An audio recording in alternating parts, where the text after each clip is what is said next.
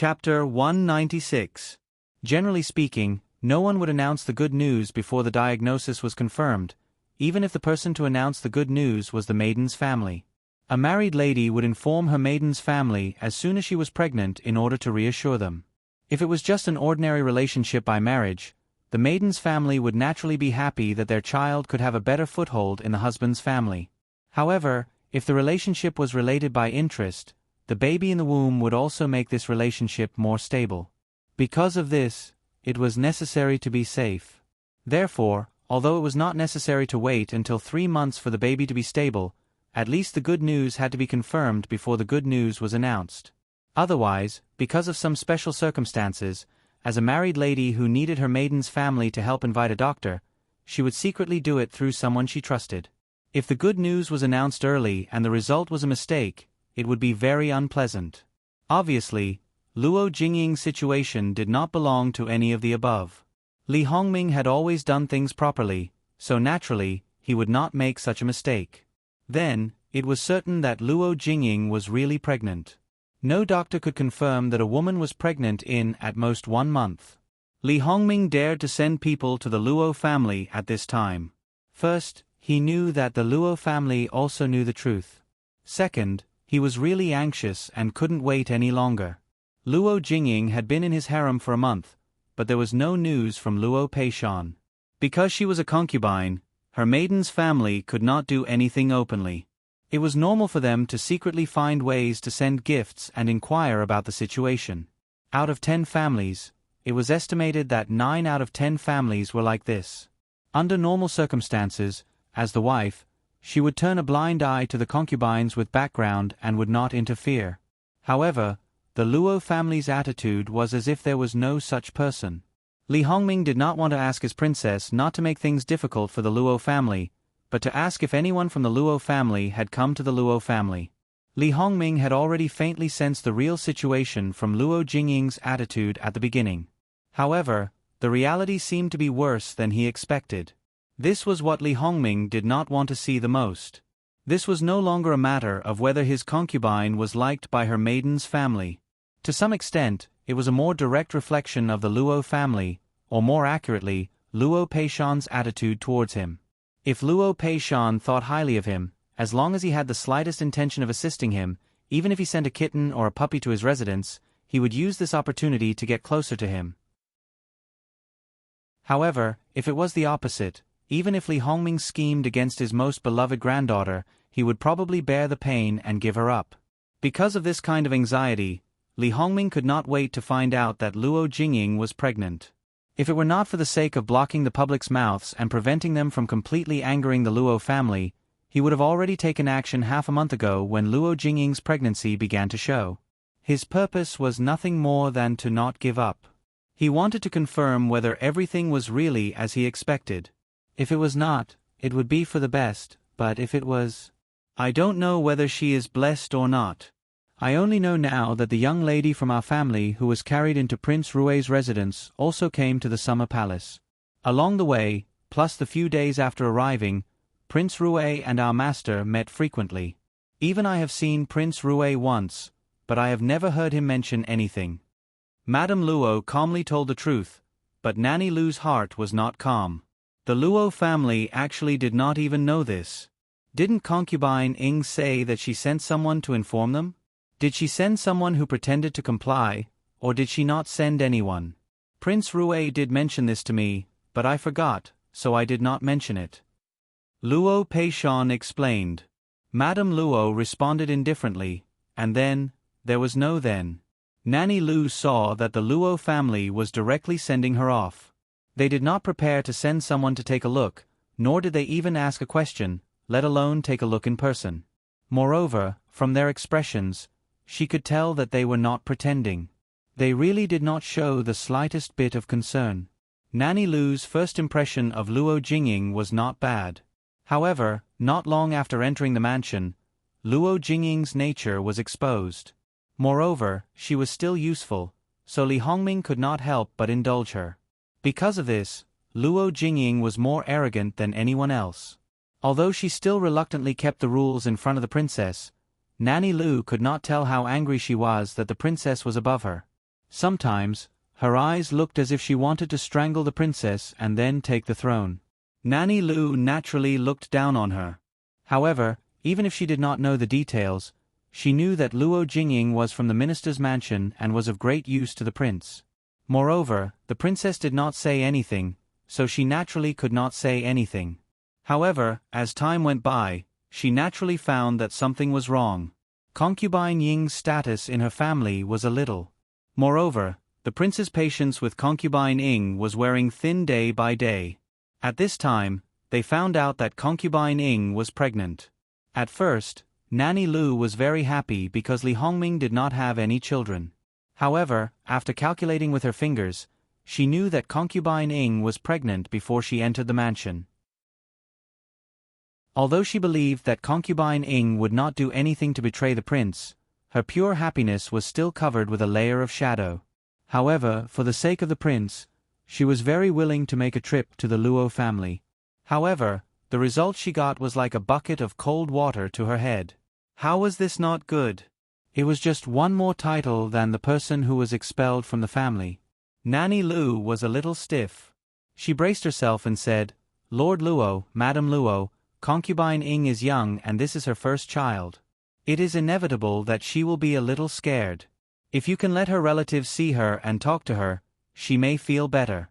Moreover, concubine Ying really misses you.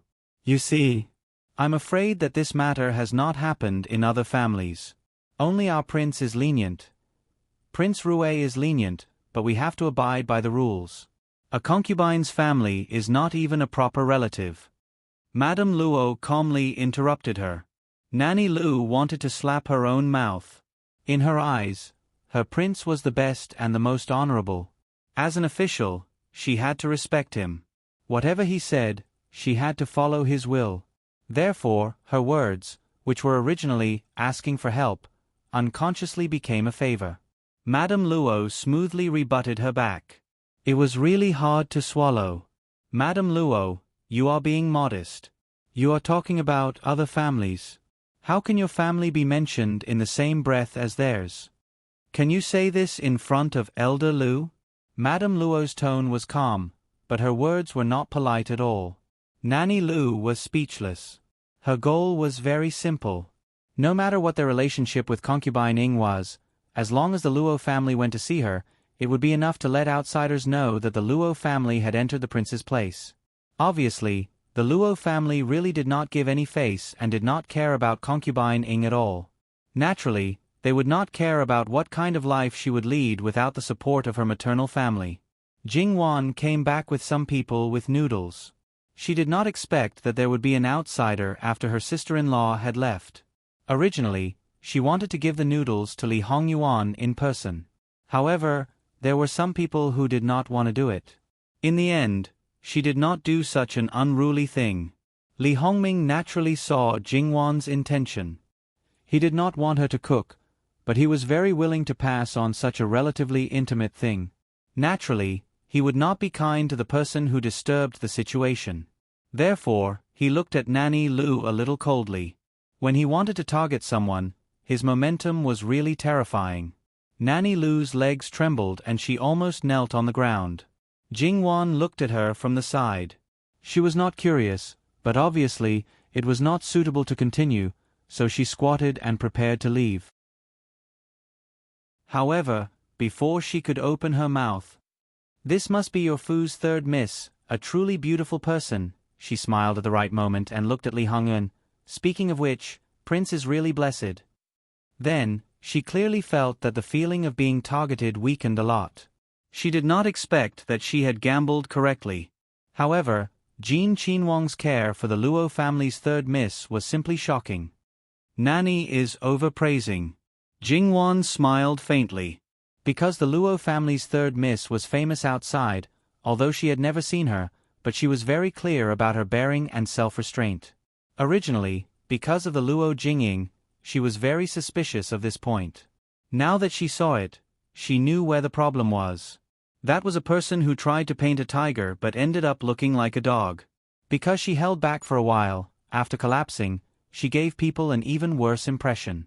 Now that she was compared to the main character, it was simply the difference between the bright moon and the firefly. Her heart was filled with regret. Why was it not this girl who entered her own prince's inner courtyard? A souffle would have been appropriate. Just as Lu Mama was lost in thought, something suddenly flew over. She was startled and hurriedly dodged, but in the end, she was still not lucky enough to escape. Her shoulder was hit and water stains were all over her body. There was also that bone-deep pain. Faced with Li Hongyuan's overflowing hostility, it was as if he wanted to skin her alive. Finally, she could not support herself and knelt on the ground. The teacup just happened to break at her feet. When she knelt, the pain was not only on her shoulder. Prince Ben Wang's Wang Fei, is it something that Li Hongming dares to covet? Prince, you misunderstood. This servant is just noisy. Lu Mama closed her mouth. Don't mention making a sound, she did not dare to breathe loudly. Li Hongyuan picked up his chopsticks and unhurriedly began to eat the noodles. A bowl of noodles. It looked and smelled good. Moreover, since it was something for the prince to eat, it was definitely not just noodles. There were also several side dishes, all of which were crisp and refreshing. The taste was indeed not bad. Li Hongyuan ate calmly. Jing Wan also felt that it was inappropriate to leave at this time.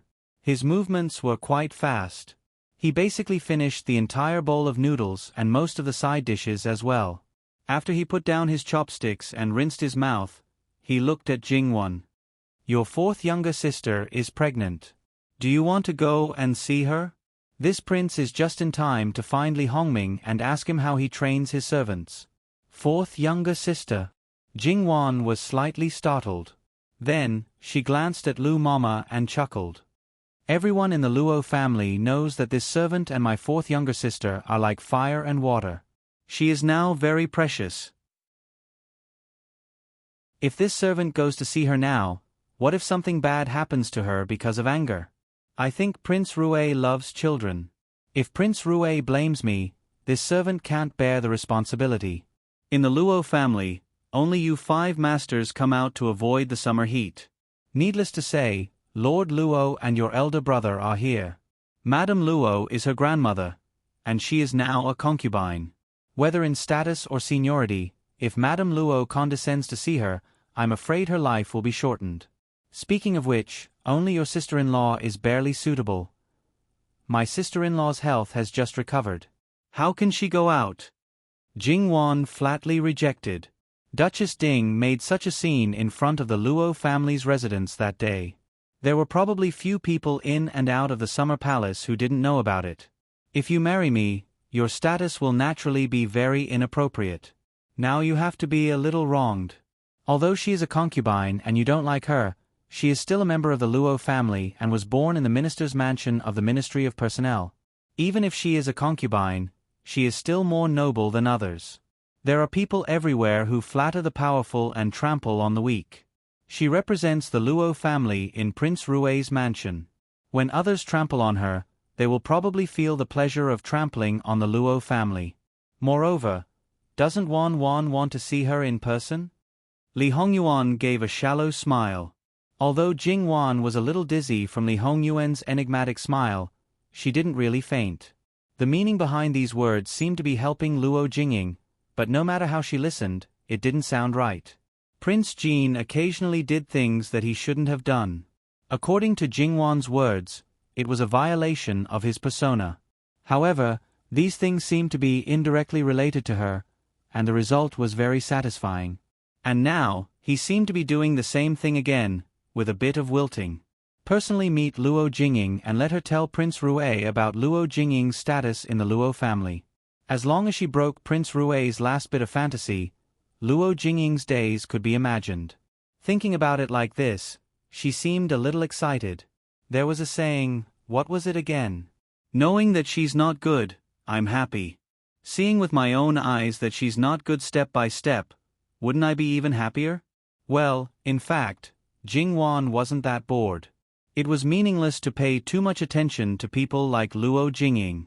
Li Hongyuan saw the lack of interest on Jing Wan's face. He knew that with Jing Wan's temperament, she never cared about insignificant people. No matter how Luo Jingying bounced around, it didn't affect her. She always knew what she needed and wouldn't lose herself and deviate from the direction. This wasn't wrong, but Jingwan didn't know that sometimes, small people could also stir up big waves. Although this possibility was very low, the best way was to completely eliminate this possibility. People who hated you, directly trample to death. Even if for some reason, directly killing them wasn't good, it was better to step on the other party until they didn't have the ability to resist. However, since Wan wasn't interested, it doesn't matter if you don't go. It's indeed not worth caring about. Go, why not go? As long as you're happy.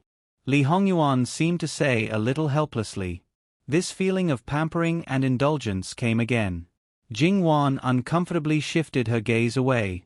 It was fine if it was in private, but in front of so many people, couldn't he restrain himself a little? When they were in the valley, Luo Peishan had seen what kind of virtue Li Hongyuan was, and now he didn't take it seriously. After old Madame Luo was slightly surprised, she also returned to calm, as if she hadn't discovered anything. On the other hand, Lu Mama lowered her head and tried to hide the shock in her eyes. Li Hongyuan once, 7 days of favor, many people only heard about it, but there weren't many opportunities to see it. However, Lu Mama was fortunate enough to see it. How should it be said, Jin Qinhuang's attitude towards those women was only a little better than usual. In her view, there really wasn't any sincerity mixed in, it was purely for fun. Those women were fascinated by him to death after a few days. It was really inconceivable. Now, she truly felt that he treated the Luo family's third young lady differently. If Jin Qinhuang was really sincere, then it was natural that her actions just now would make him unhappy. Since she had made a decision, Jingwan went back to change clothes. Although she could already predict Luo Jingying's future, she was now pregnant, especially when Prince Rui didn't have a son. Jingwan knew her too well. She would definitely be complacent and couldn't help showing off in front of her. In fact, it felt good to tease her when she was bored. Therefore, Jingwan dressed herself up vigorously, using the most gorgeous and comfortable clothes and top head ornaments that matched the value and craftsmanship. Jingwan's last outfit was more luxurious than the clothes that great elder princess prepared for her as an adopted daughter. But because Jingwan could suppress it, it made her more radiant and beautiful. When Li Hongyuan saw Jingwan, he was stunned. He was really obsessed with Jingwan. Jingwan's facial features might not be the most beautiful, but now even the most beautiful woman in the world standing beside her couldn't take away her brilliance. Moreover, her skin was good, and the shape of her eyes was good. They were bright and spirited, which made her look extraordinarily beautiful. Her advantages were magnified again. Very beautiful, Li Hongyuan praised. Sure enough, Wan should look like this now. Madame Luo also nodded with satisfaction. Whether Jingwan was dressed plainly or gorgeously, in her opinion, it was not a problem. Her granddaughter was the best in any case. Jingwan couldn't stand Li Hongyuan's invasive gaze. She looked at Madame Luo with a slight blush and said, "Grandma, can fourth sister's clothes be better than mine in Prince Rui's mansion?" She winked slyly. Madame Luo suddenly didn't know whether to laugh or cry. It said that women dress up for the man who loves them. She glanced at Li Hongyuan meaningfully and said, "But do you specially want to compare yourself with others?" "It's not that I want to compete with others, it's that someone wants to compete with me. I don't want to argue with her, but she definitely won't let it go. If her food and clothes are better than mine, she'll definitely brag about it endlessly. That smug look on her face is still not as interesting as her envious and hateful look. I just want to annoy her. You are getting more and more strange." Madame Luo pointed at her from a distance. "Didn't you just say that she is precious and can't be annoyed?" Jingwan showed a wanton smile. "I suddenly remembered that fourth sister's vitality is tenacious. Otherwise, why does she appear energetically every time I think she won't appear again and look for trouble?" Madame Luo shook her head and looked like she couldn't do anything about her. Li Hongyuan's heart was itching as if it was being scratched by a kitten's claws. He couldn't wait to pull Jingwan into his arms and ravage her. At the same time, he was burning with jealousy. Wan didn't dress up for him, so he wanted to chop up the person she cared about so much and feed him to the dogs. Li Hongyuan drank the tea and looked at Jingwan with a deeper gaze.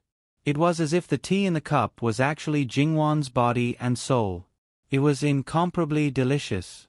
Therefore, when Jingwan accidentally met Li Hongyuan's gaze, she was a little surprised. Jingwan's eyes wandered and she didn't dare to look at him. She always felt that he wanted to tear her apart and eat her. She wondered if he could really endure until they got married. She inexplicably thought of someone's size and her heart trembled. She was only 14 years old. She would die. She was only a child in junior high school. Why did these ancient people have such a strong taste? How could they eat it? However, when she thought of another person who was one day younger than her and was now pregnant, Jingwan felt more and more uncomfortable. She didn't know what she was thinking, but in the blink of an eye, her expression changed. She was so distracted that she didn't even notice Li Hongyuan walking in front of her. Li Hongyuan laughed in a low voice. Jingwan finally came back to her senses. Seeing the person in front of her, she subconsciously took 2 steps back. When she realized what she was thinking, her face turned red. This reaction made Li Hongyuan even more curious. He wanted to know what she was thinking. It had to be known that Jingwan was not a person who was easily embarrassed, especially when it came to intimate contact. It was easier for him to tease her intentionally or unintentionally. However, in order to prevent her from getting angry from embarrassment, he didn't ask. "Let's go." Jingwan calmed herself down and let the heat on her body fade away. Seeing that he was about to leave and that Nurse Lu was still kneeling in the same place, Jingwan wasn't sure if there was a broken teacup under her knees. "Your Highness." She's Prince Rue's servant. Wouldn't it be better for Prince Rue to deal with her? Jingwan, are you pleading for her? Li Hongyuan asked. No, it's just that this is the Luo residence. No matter who made her kneel here, it's not a good thing for the Luo family. Nurse Lu's gaze, which implied that she was appraising the value of goods, not only angered Li Hongyuan, it also made Jingwan unhappy. How could she plead for someone like this? She wasn't her mother.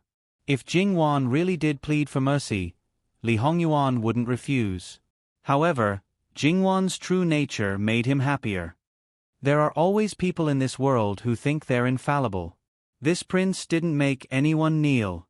Jingwan, you have to remember that no matter how many small fishes and shrimps are killed, there will be more. It's really a waste of energy. It's far better to just directly kill a big fish. It can also solve the problem from the root. Jingwan was startled. Li Hongyuan, this man, the living king of hell, was not to be trifled with. Moreover, he was ruthless, intelligent, and shrewd. He also had a perfect face. He was simply a super killing machine. His killing power and scale were simply hard to predict.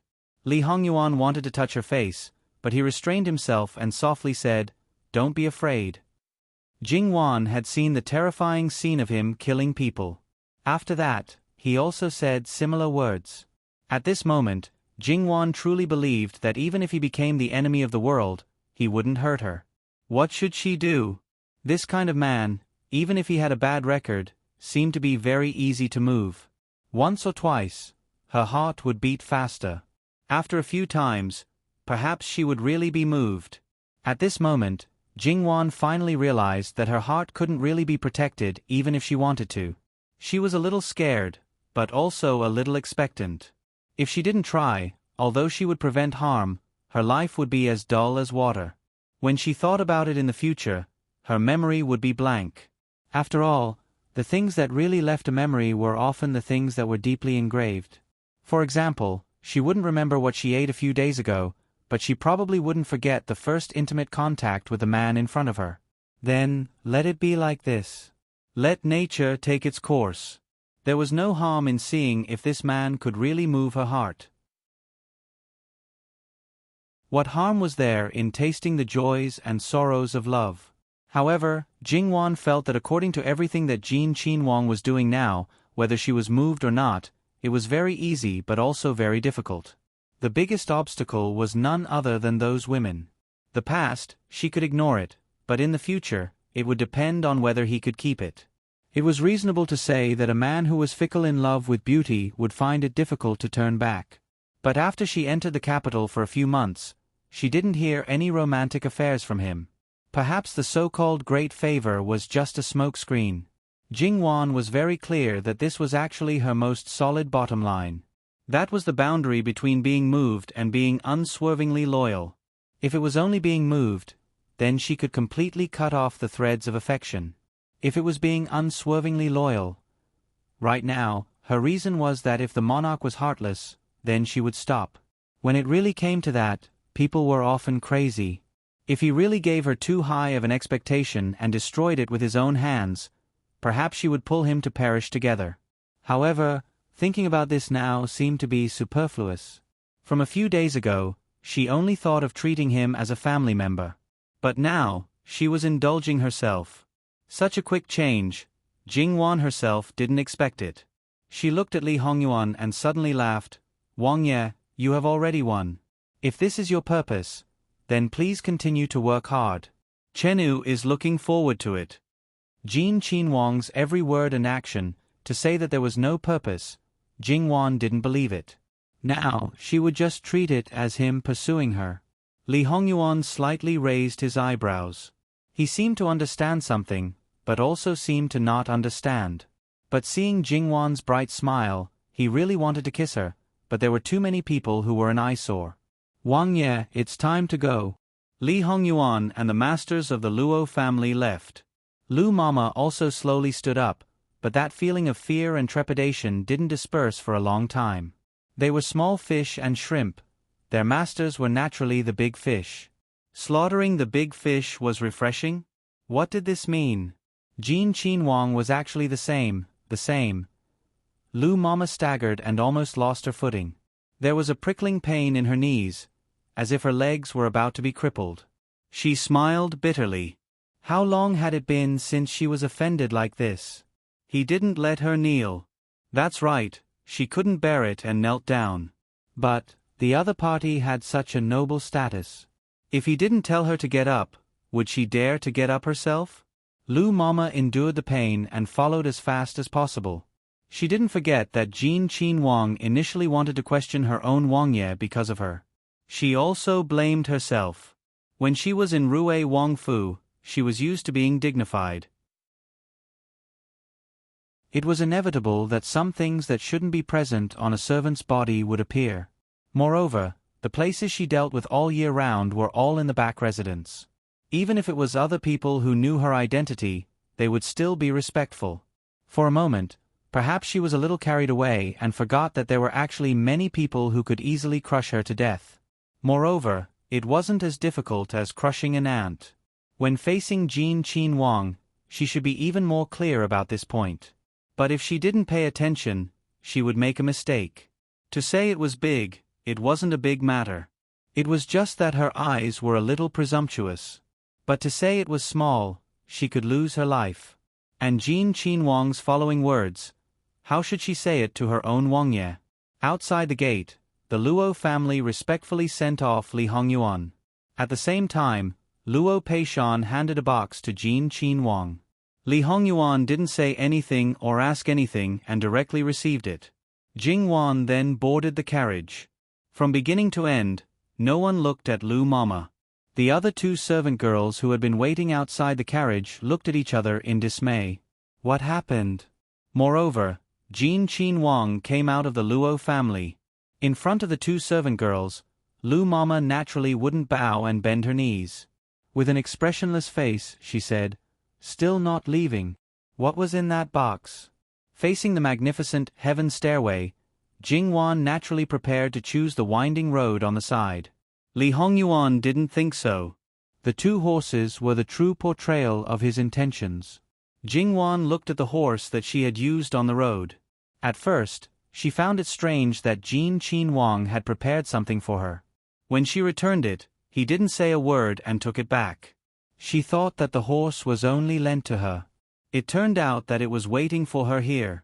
Jingwan didn't refuse. Although Jin Qinhuang was very indulgent towards her, but there were some things that he was very insistent on. In any case, he would probably shoulder everything, so there was really no need to insist on these small things. They could ride horses. If the carriage wanted to go up, they could only take the mountain road on the side. Taking that winding road, if they wanted to reach ahead of the people taking the straight road, they naturally had to be fast. Compared to Li Hongyuan, Jingwan's riding skills could only be considered as a beginner. Therefore, Li Hongyuan was relaxed and comfortable, while Jingwan appeared to be somewhat cautious. However, the horse was docile enough and smart enough. After climbing a section of the stone stairs, Jingwan relaxed a lot. Even so, there was still a bit of jealousy in her eyes when she looked at Li Hongyuan. Li Hongyuan suppressed his speed and followed to the side, chuckling, "In the future, Ben Wang will take you wherever you want to go. I want Wang Yi to teach this subject's daughter how to ride a horse." Good. Even if it was riding a horse, he would naturally hold it in his arms. Teaching by hand was the fastest. The speed was slow enough. When Jingwan and Li Hongyuan arrived at Prince Rui's courtyard, Prince Rui had already received the news and personally led people to wait there. Seeing the two people riding side by side, Li Hongming's expression was somewhat gloomy and unclear. However, Li Hongyuan had already put away his previous gentle attitude. From the looks of it, it seemed that he was only slightly better than when he was facing other people. When Jingwan saw Prince Rui, she immediately understood why Li Hongyuan's attitude was so different before and after. She thought to herself, "This is a proper king of acting. He's so good at controlling his emotions." After getting off the horse, Li Hongyuan only lightly greeted third imperial brother and third sister-in-law. Jingwan respectfully greeted them on the side. Li Hongming smiled at Li Hongyuan rather intimately, but only raised his hand slightly to Jingwan, alienating and indifferent. After Nurse Lu said a few simple words to him, he should know how to face Jingwan. Whether it's in the capital or outside, Sixth Imperial Brother basically doesn't look for me to drink. I'll have your sister-in-law prepare 2 dishes to go with wine. Today, let's have a good drink. Li Hongming originally wanted to pat him on the shoulder, but seemed to think of something and withdrew his hand. Third Imperial Brother, I think you should know why I'm here. I know. I'm not strict enough. Sixth Imperial Brother, don't worry. I'll definitely give you a satisfactory explanation. That's the best. Li Hongming nodded with a smile. He tilted his head. Princess, take third Miss Luo to see Madame Luo. As sisters, they should have a lot to talk about. Yes, Your Highness. Madame Lu, Lord Rui's wife, replied. After seeing them off, Madame Lu smiled gently at Jingwan. Concubine Ing often talks about her family. She must be very happy to see her cousin today. Really? Jingwan didn't say much. She didn't believe that Madame Lu didn't know her attitude towards Luo Jingying. Either she was so good at acting that she pretended not to know and didn't show any flaws, or she was fed up with Luo Jingying and was waiting for Jingwan to help her vent her anger. Along the way, Madame Lu seemed to be very intimate with Jingwan, as if she was treating her own sister. Of course, many of the so-called sisters in the backyard of Prince Rui's mansion were biological sisters. In the backyard of Prince Rui's mansion, except for Madame Lu, Luo Jingying's family background should be the noblest. What's more, Prince Rui doted on her a lot, so from the beginning, she was treated only a little worse than a concubine. She had her own yard and a group of servants. When Luo Jingying knew that Jingwan was coming to see her, she was unhappy at first, but then she became strangely excited. Without another word, she hurriedly went back to her room to change her clothes and freshen up. She used to envy Jingwan for having so many good things, but it turned out that she was too shallow. Compared to what she had now, Jingwan's things were nothing. When Jingwan arrived with Madame Lu, she saw that Luo Jingying's smiling face became a little stiff after looking at her. Then her face cracked little by little. Everything was within Jingwan's expectation. Thinking about it, wasn't it fun when you were bored? When they came closer, Luo Jingying just stared at Jingwan as if she wanted to eat Jingwan alive. Madame Lu frowned. It seemed that Nanny Lu was right. They were sisters living under the same roof. Why was there such a big gap between them? However, now she was a member of Prince Rui's mansion. If she was rude, it would be a disgrace to Prince Rui's mansion. Concubine Ing. There was a hint of warning in the voice. Luo Jingying suddenly came to herself. She quickly stopped looking at Madame Lu and bent down to salute. Sure enough, Prince Rui's mansion is good at teaching people. Look at the fourth sister's manners now. This was not a compliment to Prince Rui's mansion. It was to tell Madame Lu that Luo Jingying didn't have any manners when she was in the Luo family. Miss Luo, you must be joking. Everyone says that the Luo family is a family of scholars and etiquette. If there is another bad seedling, it's that seedling's own fault. Every family has a few bad descendants. Jingwan nodded. Your Highness, you're right. Luo Jingying's face turned pale because of Madame Lu and Jingwan's words. However, she didn't dare to lose her temper in front of Madame Lu. In Prince Rui's mansion, she could despise other concubines, but she couldn't be disrespectful to Madame Lu. Prince Rui was a man of rules. Just because she talked back to Madame Lu once, Prince Rui neglected her for several days. So, she didn't dare to make the same mistake again. Your Highness, I haven't seen my third sister for a long time. Can I talk to her alone? Luo Jingying asked with a hint of pleading. Madame Lu didn't answer. Instead, she glanced at Jingwan, obviously asking for her opinion. Jingwan nodded. Your Highness, please grant my wish.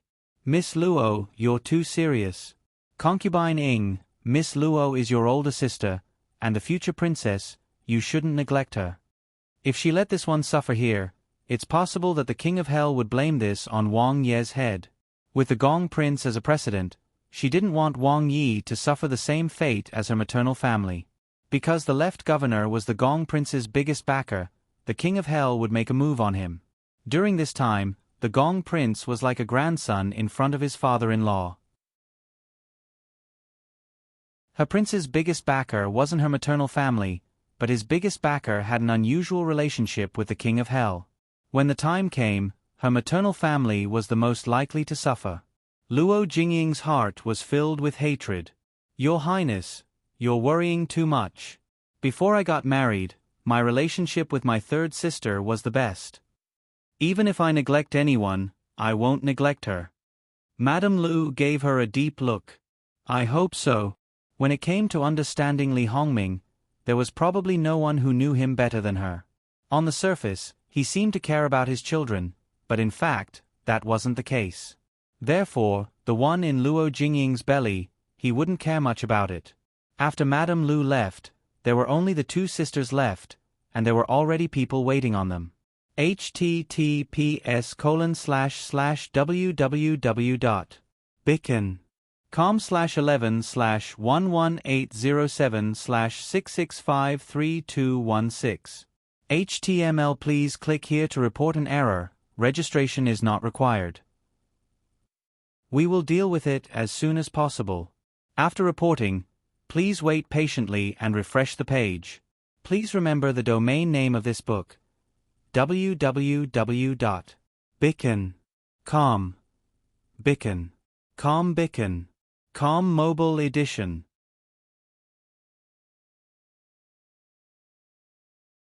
Chapter 197. I also miss third elder sister very much. Luo Jingying gritted her teeth and said, in that case, we sisters really think of the same thing. Speaking of which, you and I were born 2 days after each other, but in fact, we were only separated by a few hours. Tell me, why didn't you reincarnate into my mother's belly? Then we would be twins. In that case, you would be a concubine after entering Prince Rui's mansion. It's really unfair for you to be a concubine. Jingwan said with a sigh. Yes, why didn't she reincarnate into the second branch?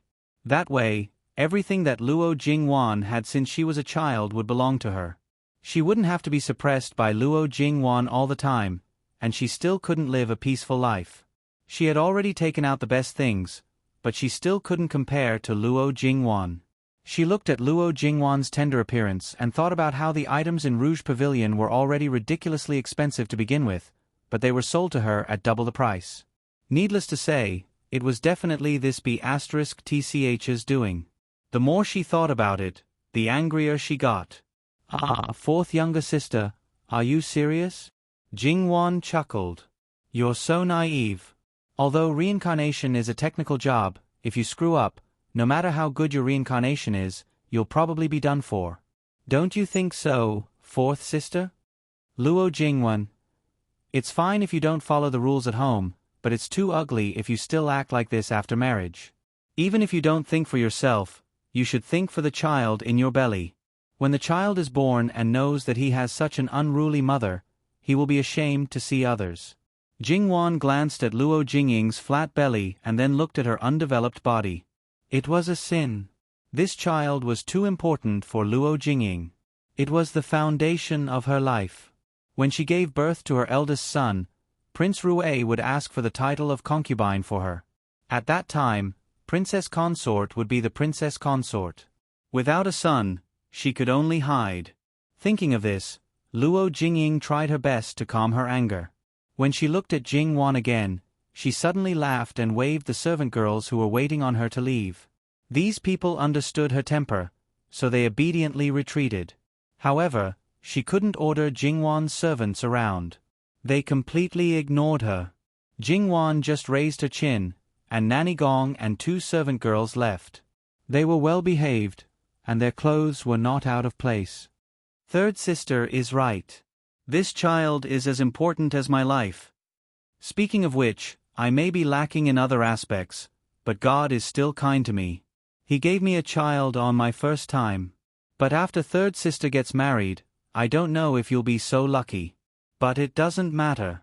I'll keep my son's little clothes for you. You have to know that it's only once. So many people beg for it but can't. Jingwan looked at her with a subtle expression. Even now, the world should know that 13 or 14 years old was too young to have a child. Of course, even if the in-laws knew this, they would not make things difficult for their children. Therefore, for a girl who married early, only the mother would tell her and even prepare some medicine. Looking at Luo Jingying, she seemed to be completely unaware of the danger and was very proud of it. Jingwan didn't know that at the beginning, Luo Jingying persuaded her parents with the idea of giving birth to their eldest son. At that time, Madame Lu was still dreaming of restoring her family's glory.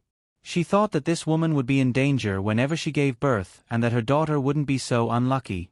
Later, she realized that Luo Jingying was an ingrate and was too lazy to remind her. Luo Jingying misunderstood Jingwan's gaze as envy and jealousy, so she smiled even more brightly. Third sister, you don't have to be jealous. Ha, Jingwan sneered without hiding her sarcasm. She was no longer polite. Are you crazy? Jealous of you? Jealous of you? Jealous of your ignorance? With your small body, you haven't even grown up yet. Do you want to have a child? Do you want to die? Luo Jingying, it's sad that you have fallen to this point and don't know anything. What nonsense are you talking about? Luo Jingying glared at Jingwan. If you give birth to a son, it's probably better. Princess Ruwei doesn't have a son, so she will raise him under her own name. It's hard to say whether she will give him the title of a legitimate son. But if Princess Ruwei gives birth to a legitimate son, your son, the eldest son, will be an obstacle that must be eradicated. If you give birth to a daughter, your daughter will most likely be worse than your second sister. After all, you, the legitimate daughter, are younger than your second sister. Princess Ruwei's 2 daughters are much older than your daughter. Don't say that it's impossible. What you can do, others can naturally do. It's just an eye for an eye. Luo Jingwan, don't think that you can fool me like this. The Luo family all say that you have a good heart. You should let them see how vicious and black your heart is. Luo Jingying said fiercely. Jingwan looked at her face and knew that even if she didn't believe her, she was suspicious. His Highness dotes on me and arranges the best for me. Even if I'm still young, nothing will happen to me. Luo Jingying seemed to regain her confidence when she said this. Luo Jingwan, don't play these little tricks with me. I'm just a leftover. A trace of contempt and disdain appeared on her face. Is that so? Then do the people who serve you always tell you what is good for the child? Have they ever told you what is good for you? Do they care about the child or you?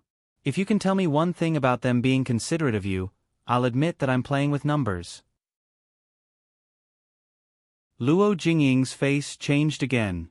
She seemed to be thinking about it, and her face became worse. It was clear that Jingwan was right. You, after you die, other women will bully your child, spend your money, live in your house, and sleep with your man. Of course, the last one doesn't have to wait for you to die. It will always be like this. Luo Jingwan, Luo Jingwan. Luo Jingying held her stomach and was full of hatred. What, do you not want the child now? But without the child, do you still have any value? What's more, the child of the imperial family can't be harmed even if it's the mother. Otherwise, you will be accused of harming the imperial child. How many heads do you have to bear such a crime? Luo Jingying's lips moved. She wasn't so stupid to lose the child. In her opinion, Prince Rue, who didn't have a son, cared a lot about the child. Now that she was surrounded by people arranged by him, there was no possibility that he would do anything. Although she always believed that Wang Yi really loved her, she subconsciously didn't dare to take the risk. She didn't dare to take the risk of what would happen to her if she didn't have the child. But harming the imperial child is a serious crime. This is what third sister said. Luo Jingying laughed slyly. Then she held her stomach and screamed miserably. She kept saying that her stomach hurt and kept saying things like, "Third sister, don't." The servants serving her were not light. As for Jingwan and the people she brought, they were calm and composed. Before coming, Jingwan had already expected that Luo Jingying would cause trouble. Her biggest bargaining chip now was the child in her stomach. Jingwan felt that she had overestimated her. Luo Jingying didn't have much courage and couldn't be ruthless to herself. Luo Jingying held on tightly to the people supporting her. Wang Yi, where is Wang Yi? No matter what, this wasn't a small matter. The servants had to hurriedly inform Wang Yi and Wang Fei. How could Li Hongyuan not know that Prince Rue was alarmed? Jingwan was here. How could he ignore it? Originally, Li Hongming said that Madame Lu would deal with it. He didn't need to care. He believed that Luo Third Miss wasn't that kind of person. It's better to know who's right and who's wrong. If he was vague, there would be plenty of excuses to shirk responsibility. Luo Jingying's voice could be heard from afar. Third Imperial Brother, this concubine is full of energy. Prince Rue didn't look good. During this time, Luo Jingying's nature was exposed. He also saw some of her unspeakable words and deeds. He tolerated it and only sent 2 nannies to teach her the rules. However, Luo Jingying acted coquettishly and shamelessly and didn't want to learn. Now, she even pretended to be like this. Perhaps it was a mistake to choose her at that time. Princess Lu arrived first. She saw at a glance that this matter was most likely pretended. Her face couldn't help but turn a little dark. She completely ignored her warning. Li Hongming saw Luo Jingying pitifully reaching out to him as if she was begging for a hug. If there were no outsiders, he wouldn't mind fulfilling her wish. However, with his brother by his side and outsiders present, he only felt embarrassed. Therefore, he completely ignored Luo Jingying. He glanced at Jingwan. Because of their arrival, she had already stood up. She was indifferent and calm, without the slightest bit of panic. With this kind of temperament, she was much better than Luo Jingying. He sighed in his heart, but his face didn't change at all. Looking at Luo Jingying again, he suddenly had an idea. His eyes fell on Luo Jingying's belly. If he beat her at her own game and directly got rid of this child, would he be able to exchange for a chance? It was basically confirmed that Luo Jingying had no status in the Luo family. However, Luo Jingwan was different. She was deeply loved by Madame Luo. If she got into trouble, the Luo family would be very unlikely to not care about her. Li Hongyuan watched coldly from the side. He could tell at a glance what Li Hongming was planning. In his opinion, Li Hongyuan was the one who had been playing around for a long time, treating him as if he didn't exist. Someone, summon the imperial physician. This sentence completely interrupted Li Hongming's thoughts. He turned to look at him. She's just a concubine. Why bother the imperial physician? Just let the Fu doctor take a look. He dispelled his previous idea. He couldn't control Luo Peishan, but provoked this living hell. The gains didn't make up for the losses. If this bastard wanted to mess with him, he had no way to get back at him. Moreover, when he had accepted Luo Jingying as his concubine, outsiders had already guessed that there was something fishy going on, but because there was no real evidence, no one dared to say anything. Now that the imperial physician had been invited to take her pulse, wouldn't everything be exposed? At that time, the Luo family's reputation would be damaged even more. However, the image he had always maintained would also be completely ruined.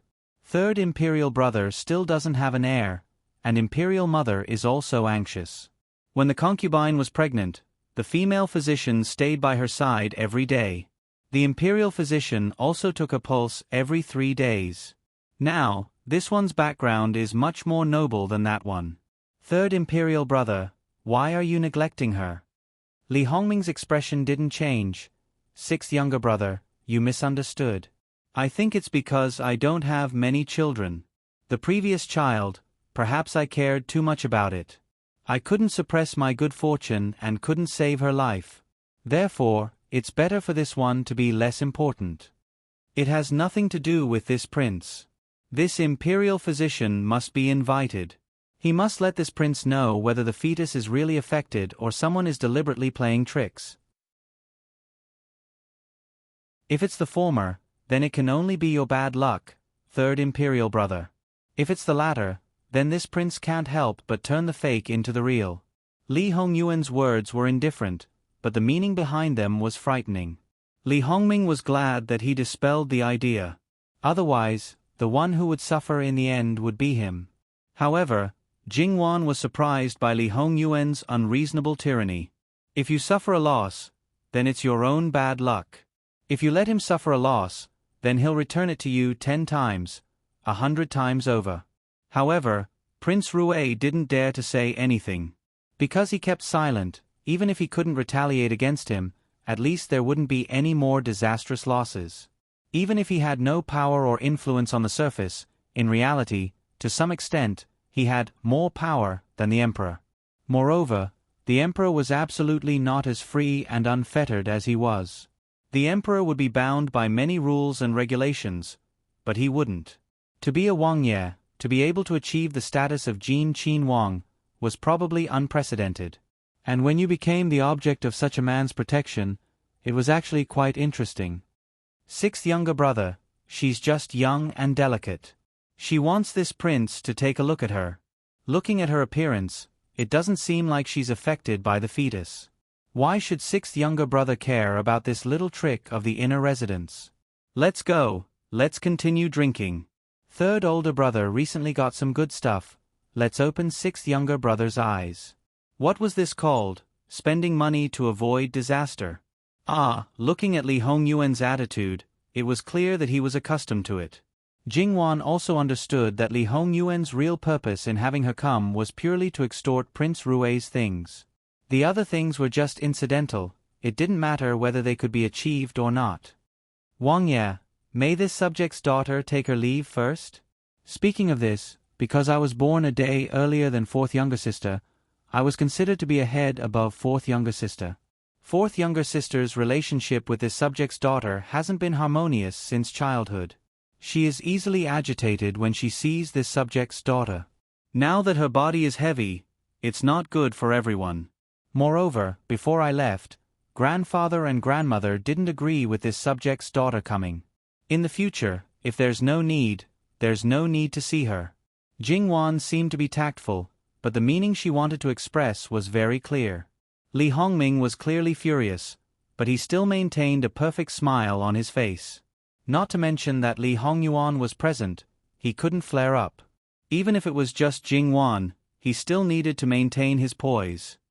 Third Miss Luo is right. There's no need to force people who don't get along. Wangye, I feel that third Miss Luo is quite congenial.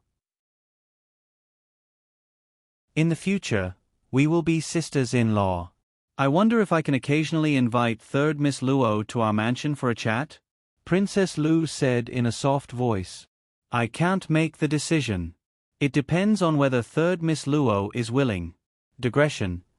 https://www.bicken.com/11/11807/6653217. HTML. Please click here to report. Registration is not required. We will deal with it as soon as possible. After reporting, please wait patiently and refresh the page. Please remember the domain name of this book: www.bicken.com. Bicken.com. Mobile edition website: bicken.com.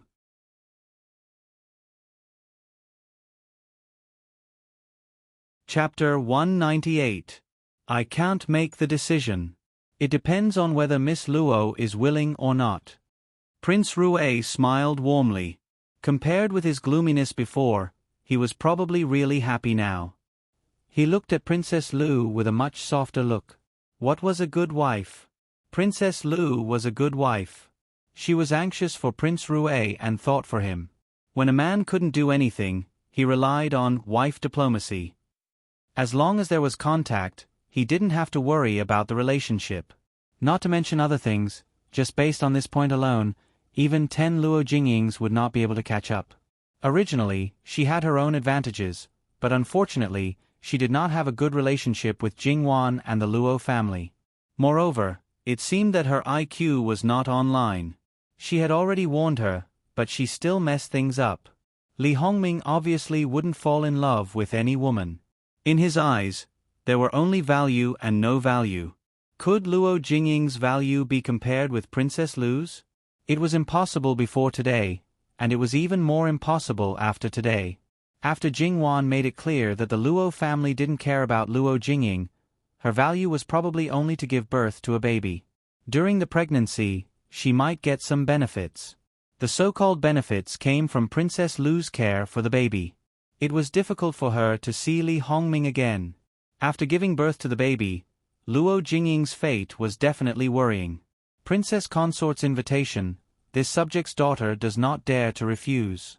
The outside of the palace is filled with beautiful mountains, rivers, and sceneries. Occasionally, we can go for a swim or sit down to eat some tea. It would be a beautiful thing. Jingwan smiled as she spoke. It was obvious that Jingwan had secretly changed the concept. Entering Prince Rue's territory and sightseeing outside were two different things. Outside, they could coincidentally meet many people. Instead of two people traveling together, it became many people traveling together. Even if he understood Jingwan's meaning, he could only feel helpless. Since Jingwan was about to leave, Li Hongyuan naturally wouldn't stay. He wasn't interested in playing a brotherly drama. As for drinking, he had good wine. Li Hongming couldn't compare with him.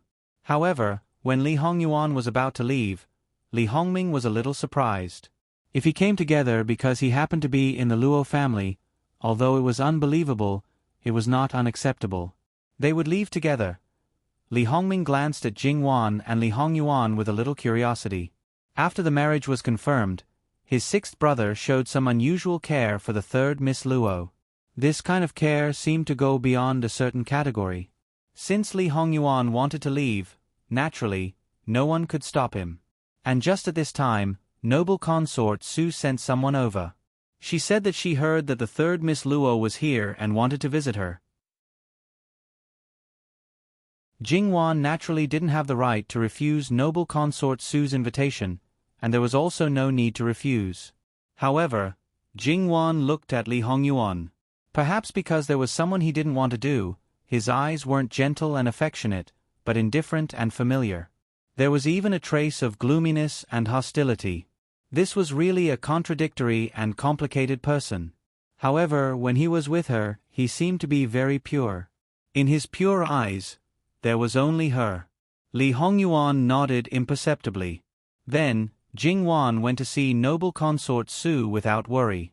Compared to the last time they met, there was a clear change in their identities. At that time, it was just a normal thing for an official's daughter to be summoned by an imperial concubine. Now, Jing Yuan was her future daughter-in-law. It was said that mother-in-law and daughter-in-law were natural enemies.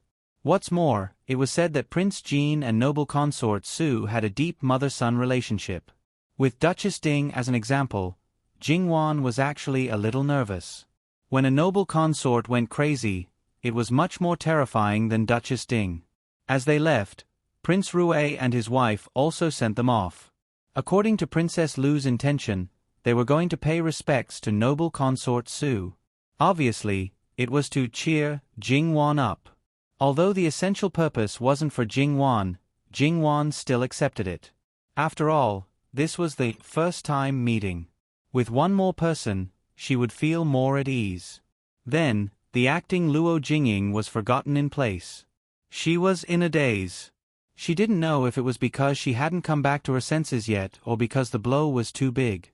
However, the person who served her was obviously irreverent. She changed the rudder according to the wind. She didn't want to. Li Hongyuan and Li Hongming also went to noble consort Su with the same banner as Princess Lu. When noble consort Su saw the four people appear together, she was stunned at first, but then she laughed. After they greeted each other, she hurriedly called Jing Yuan to her. When she held her affectionately, she felt the smooth touch of her hand and suddenly thought of something. White as snow, white as snow. She looked at Li Hongyuan with some ridicule. Li Hongyuan was very thick-skinned. His face didn't blush and his heart didn't beat fast. He was calm as if he didn't understand what noble consort Su was saying at all. Jing Yuan and Princess Lu were also a little confused.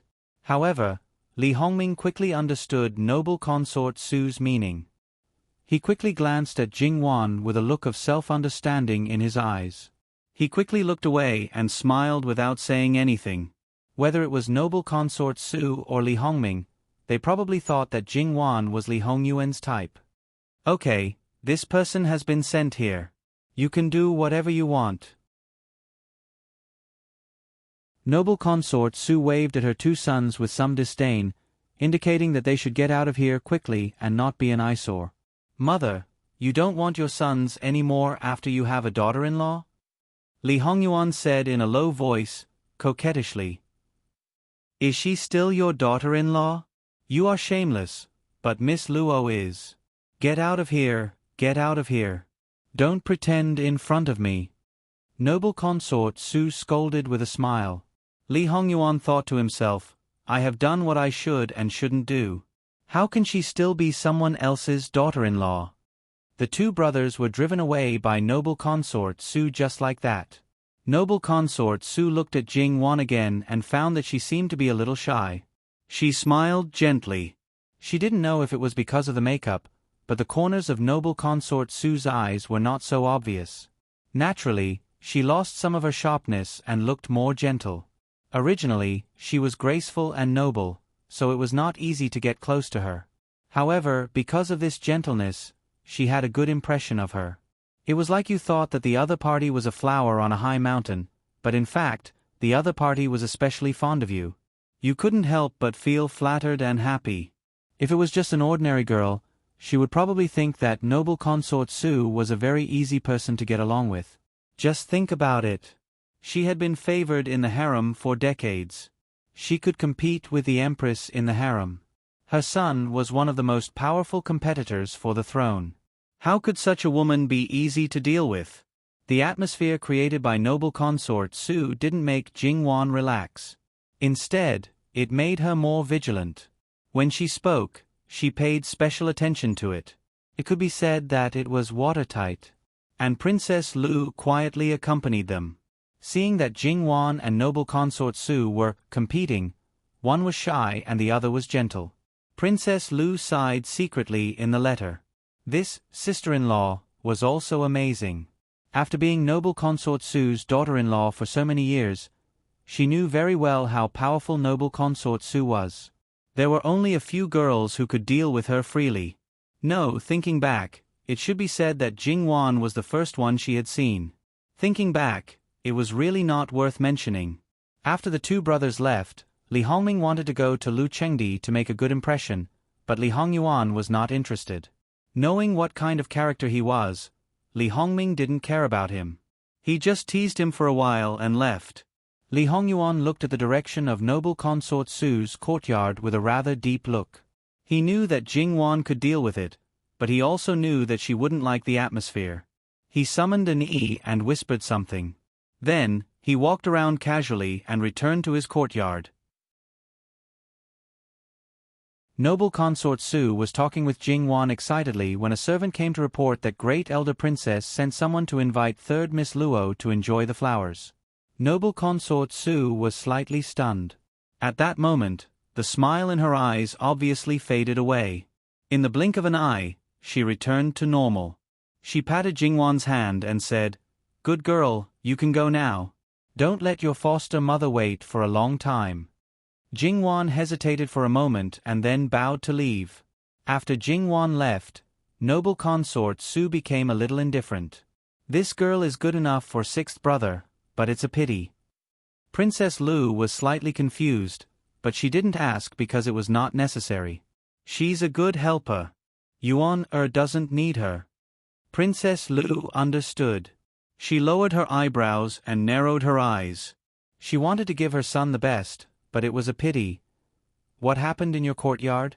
The Luo family wouldn't come to them for no reason. I'm about to tell you. Princess Lu told noble consort Su about the Luo Jingying in detail. This kind of thing was known to others, but there was no need to hide it from noble consort Su. When Li Hongming married a Luo Jingying, noble consort Su also felt that there was something fishy. However, she knew that her son didn't take the initiative to mention it, so it shouldn't be a big deal, so she didn't ask. In fact, it was not a big deal that he just slept with a girl who was somewhat rich and powerful. Her character and brain are not good, but her luck is good. Since she is pregnant, just take good care of her. She can't play a role in the Luo family's affairs, so don't worry about it. It's her good fortune to be alive, and it's her fate if she can't be alive. Noble consort Su said and paused. If she is really good at giving birth, it's not bad to keep her and give birth to a few more children.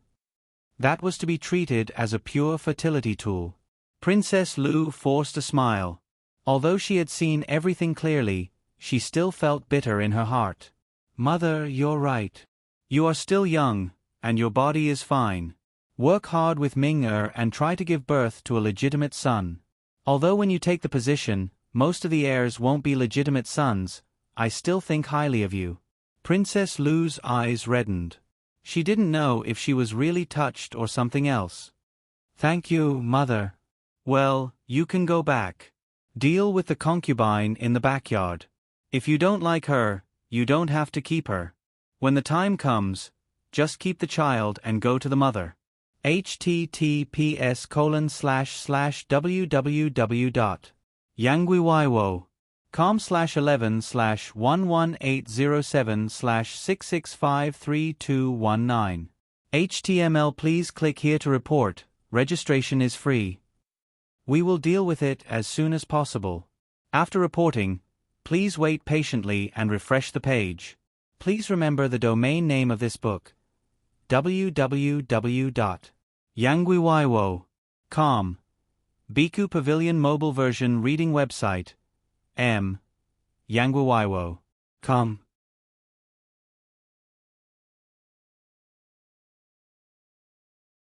Chapter 199. You're a virtuous director. Imperial consort Su paused. Even if you can't give birth to a legitimate son, raising one in the future will be the same. You know what Ming-er's personality is like. As long as you do what you need to do, then no one will take away what belongs to you. Her voice was gentle, but the meaning behind her words made people shiver uncontrollably. Princess Lu suppressed the coldness in her heart. No matter what Imperial consort Su said, she responded respectfully. Of course, she knew Li Hongming's temperament. If she did her job well, what was hers would be hers. These words could be used to coax her a few years ago. Li Hongming didn't seem to be interested in beauty, and he respected his first wife. That was because he needed a good reputation, and that was because she was still useful now. If one day he ascended to that supreme position, Princess Lu was almost certain what would happen. As the saying goes, the more suppressed it was, the more serious it would be when it broke out. What's more, now there was an incomparably carefree and unscrupulous Prince Jean as a comparison. Don't look at how all the princes were deadpan and sanctimonious. To say that they weren't envious and jealous of Jean Qin Wang, it was almost impossible to find them. These people should also include the other children of the imperial clan. Most likely, not a single one of them wasn't thinking, why could he be so unscrupulous, but they couldn't. When there were no more restrictions, it would probably become even worse. It was fine if he didn't meet the woman he liked. Then, if she didn't make a mistake, she probably wouldn't lose the position of empress. If he met the person he liked, the cold palace might be the best place for her. Princess Lu saw all of this clearly. Her feelings for Li Hongming had long been wiped clean. Li Hongming maintained a good image on the surface, and she also played the role of a good wife and mother. She couldn't quit because of resentment. After all, if she couldn't be a princess, then she was not far from death.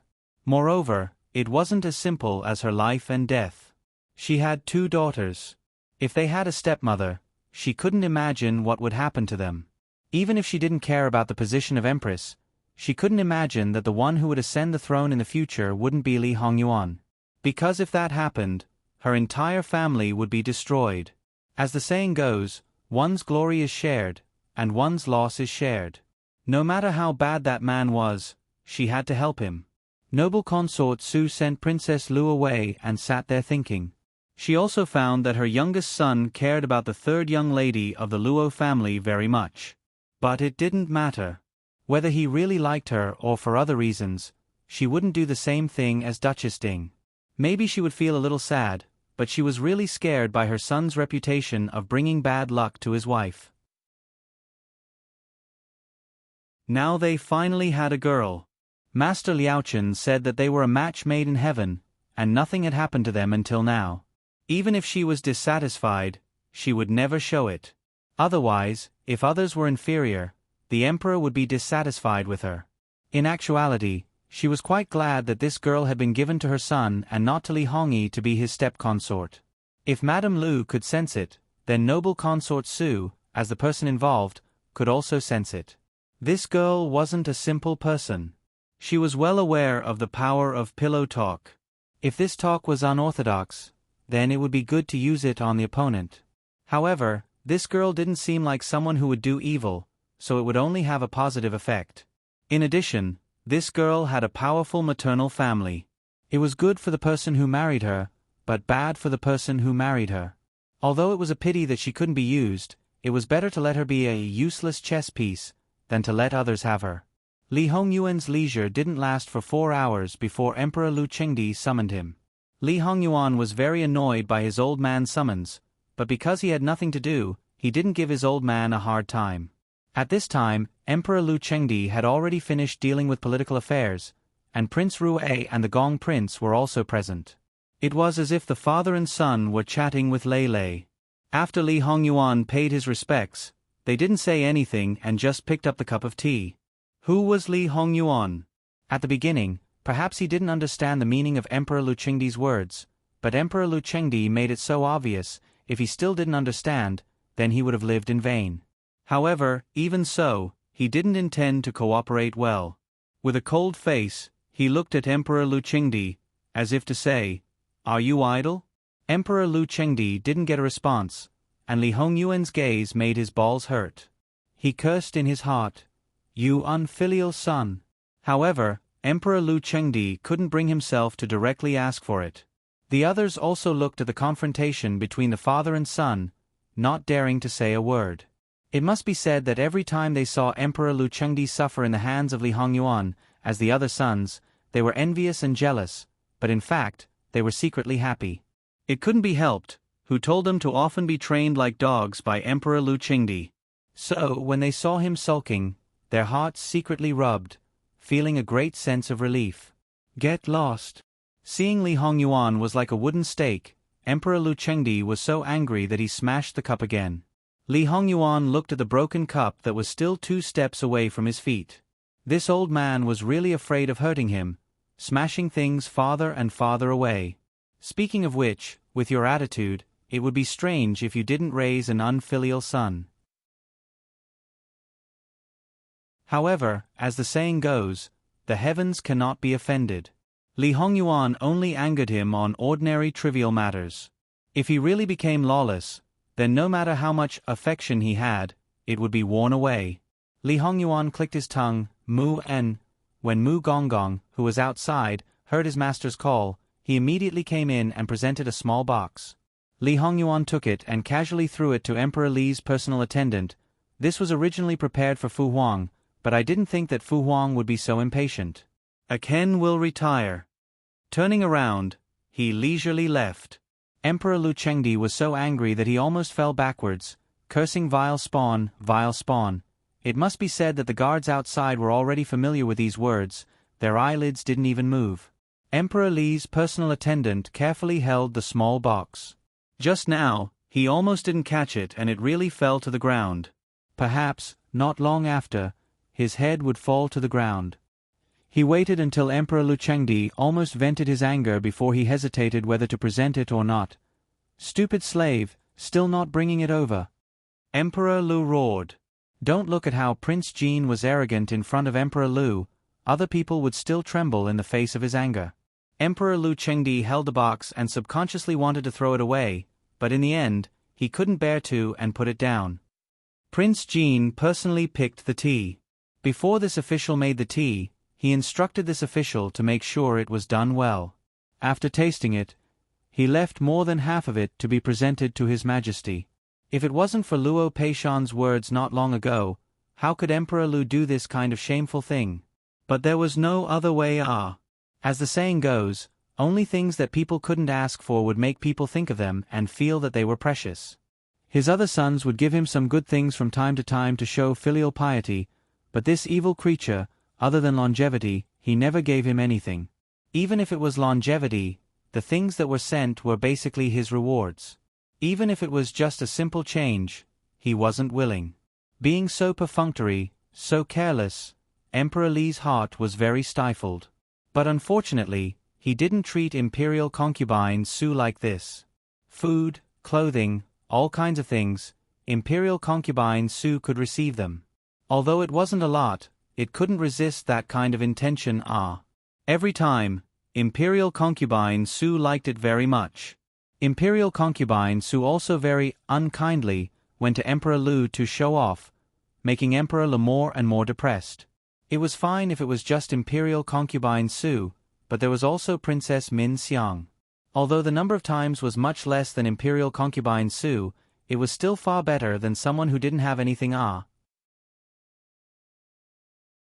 Therefore, if Princess Min Xiang had any opinions about Li Hongyuan, Emperor Lu would definitely be the first to show a black face. Your sixth imperial brother is so good to you, but you actually don't know what's good for you. Therefore, good and bad were all judged by comparison, but Emperor Lu just didn't compare this son with the other sons. Alright, the more those sons did, the more it meant that they had ulterior motives. It wasn't easy for his son to think of giving him something, and it was even personally picked by him. How could he not be happy? Naturally, after Li Hongyuan didn't present it to him for a long time, he couldn't help but take the initiative to ask. The most infuriating thing was that this vile spawn still deliberately angered him in the end. However, after his anger subsided, Emperor Lu held the box and chuckled. He called over the palace maid who was the best at making tea and had everything moved to the study, boiling water and making tea right under his nose. Then, he personally took out a small portion. That small amount seemed to be able to clearly see how many there were at a glance. Seeing him treasuring it so much, the palace maid's hands trembled. It had to be said that as the emperor, what kind of good tea in the world hadn't he drunk before? Sometimes, palace maids like them would be able to bask in some of his glory. But now, the palace maid felt that if she dared to spill even one, he would. Emperor Lu Chengdi stared straight at it. Just as he mixed the tea, his nose twitched, as if the room was already filled with the fragrance of tea. His two sons watched from the side, having the urge to cover their eyes. Their father's current appearance was really a bit unbearable to look at. Their hearts were filled with resentment and unwillingness, but more than that, they were helpless.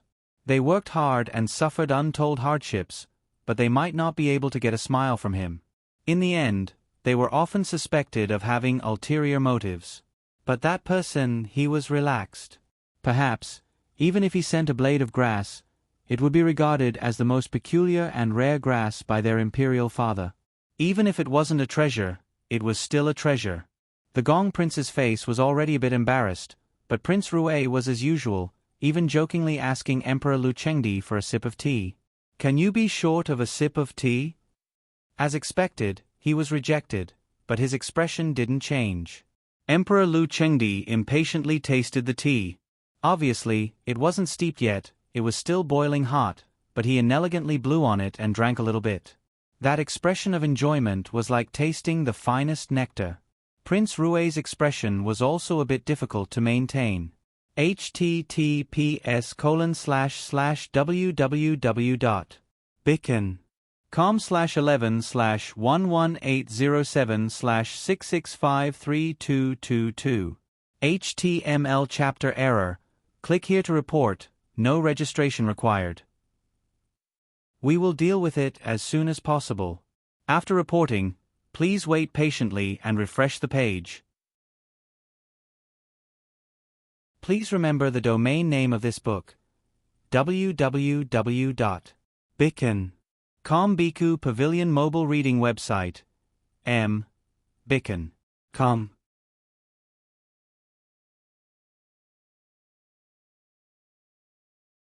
Chapter 200. When Lu Chengdi finally finished his cup of tea, Prince Rue and Prince Gong finally asked to be excused. Standing here was simply suffering, so out of sight, out of mind.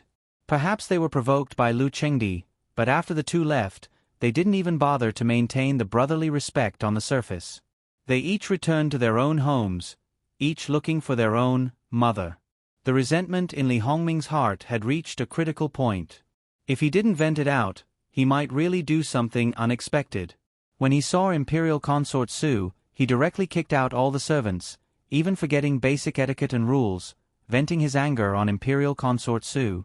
The only place where he could reveal his pure emotions was Imperial Consort Su. Imperial Consort Su was calm and composed, leisurely drinking tea. When Li Hongming finally calmed down, she spoke with a bit of apology. "Are you done?" "Mu Fei, Aken was rude." Aken asks Mu Fei for forgiveness. Imperial Consort Su had always been strict with Prince Rue, but when he was in a bad mood, she was a gentle and loving mother. "It's nothing more than your sixth brother and your imperial father's filial piety that made you unhappy. You're a big man, someone who wants to ascend the throne, yet you're acting like a spoiled girl. What's wrong with you?" Li Hongming's face was a bit ashen. "Mu Fei, don't confuse the main point every time." Imperial Consort Su glanced at him faintly. "This consort told you a long time ago that your imperial father won't pass the throne to your sixth brother. How many times has this consort told you not to take your sixth brother's favor to heart? Why don't you listen and insist on pestering him?" Mu Fei wants Aken to feel at ease, or at least explain things clearly to Aken. You always want Aken to feel at ease, but in fact, Aken only sees Imperial Father as his son. "We're nothing." Imperial Consort Su was silent for a moment, quietly looking at Li Hongming. "If you have any trust in this consort, you shouldn't say such things." Li Hongming's lips squirmed. "Mu Fei, Aken just feels terrified every time I see that scene. Your sixth brother is a devil. Even if the throne is passed to a child who is crying piteously for food, it won't be him. You can rest assured now." She had kept this secret for so many years and had repeatedly brushed off Li Hongming. However, at this moment, she easily revealed the truth. Li Hongming's face was full of shock. This. Back then, I personally saw the imperial noble consort die. I personally saw your imperial father cut open her belly. When your sixth brother was born, he didn't have the right to inherit the throne. As for the other things, no matter how much he obtained, it was only right. A large part of the reason why Ben Gong was able to obtain your imperial father's trust for so many years was because of the imperial noble consort and your sixth brother. As for the imperial noble consort's death, Ben Gong wants when you ascend the throne, don't bother with your sixth brother. At that time, you will be the ruler and he will be the subject. He won't cause trouble for you anymore. As for the matters of these years, compared to your other brothers, you didn't suffer any actual losses. Li Hongming was silent for a moment before he gradually digested Imperial Consort Su's words. Even if sixth brother is a devil, it's naturally inauspicious. Imperial father isn't afraid. Your Imperial father is the true son of heaven and will naturally be protected by the heavens. Your sixth brother has no power or influence. He's just an idle prince who can't affect the fate of the country. Furthermore, the Imperial noble consort is Imperial father's favorite. Your sixth brother is the only thing she left behind, whether it's a person or an object. Furthermore, Imperial Consort Su paused, the Imperial noble consort was personally killed by your Imperial father. In summary, if Yuan was born before her death, you really wouldn't have a share of this country. You'd better be sensible. The news that Imperial Consort Su threw out one after another made Li Hongming a little confused. Imperial father killed the Imperial noble consort? Regarding this, you don't need to know the specifics. It won't do you any good. In the future, you just need to do your job well. You know your sixth brother's temper. If there's nothing, don't provoke him. As for the rest, as long as your Imperial father isn't completely muddle-headed and sticks to his bottom line, no matter what he does to your sixth brother, you just need to keep silent. Li Hongming took 2 deep breaths. Although he wasn't afraid of people like the devils, it wasn't good to provoke Li Hongyuan. In the future, he would naturally stay far away from them. Imperial mother, Imperial father is so good to sixth brother. Will sixth brother? It doesn't matter if he will or won't. Ambition is linked to the power in one's hands. Your sixth brother is living unscrupulously. Do you think he can't see clearly? The limitless sacred favor of the Emperor could easily cause one to lose their way. If one couldn't see clearly, they wouldn't be who they were today. After all, having the favor and not having the authority was enough to drive a person completely crazy. In terms of intelligence, none of your brothers can compare to him. Moreover, Li Hongming didn't know what Imperial Consort Su's unfinished words were. However, his Imperial mother had always been gentle and dignified. Other emotions might be shown when she was fighting with the concubines, but even then, it was mostly an act. Thus, it was really hard to detect when her true emotions were. However, at this moment, his complexion was really not good. He knew that it was just like how Imperial father killed the Imperial noble consort. He shouldn't ask about the specifics. You should be able to feel at ease now. Imperial mother, Aken is ashamed. Li Hongming lowered his head with a bitter expression. Just don't be so suspicious. If there's nothing else, then go back. Imperial mother is tired. Imperial mother, rest well. Aken will take his leave. The only people who knew about what happened today were me and your father. Don't let a fourth person hear about it. If any rumors were to spread, it would definitely anger your father. After so many years, he has always felt guilty, but he is also deceiving himself, as if he has forgotten what he really did. If his wounds are opened again, the consequences are not something we can bear.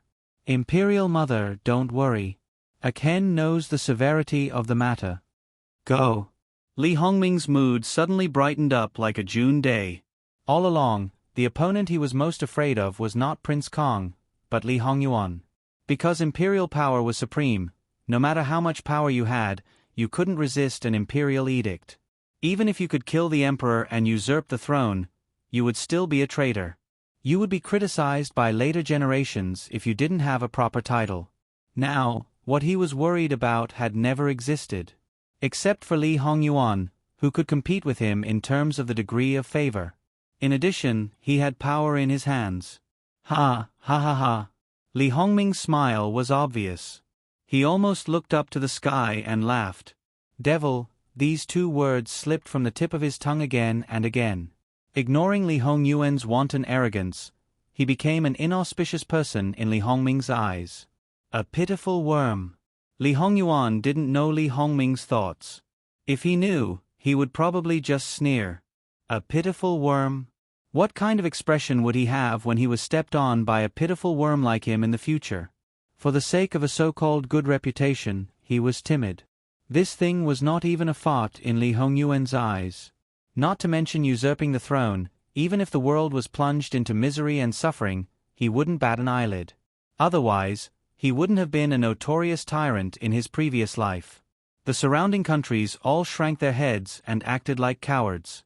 Prince Rue returned to his own courtyard in a good mood. However, as soon as he entered the door, he was informed that concubine Ying had been making a racket and wanted to see him. To Li Hongming, Lu Jingying had lost her value. However, she still had a child in her belly.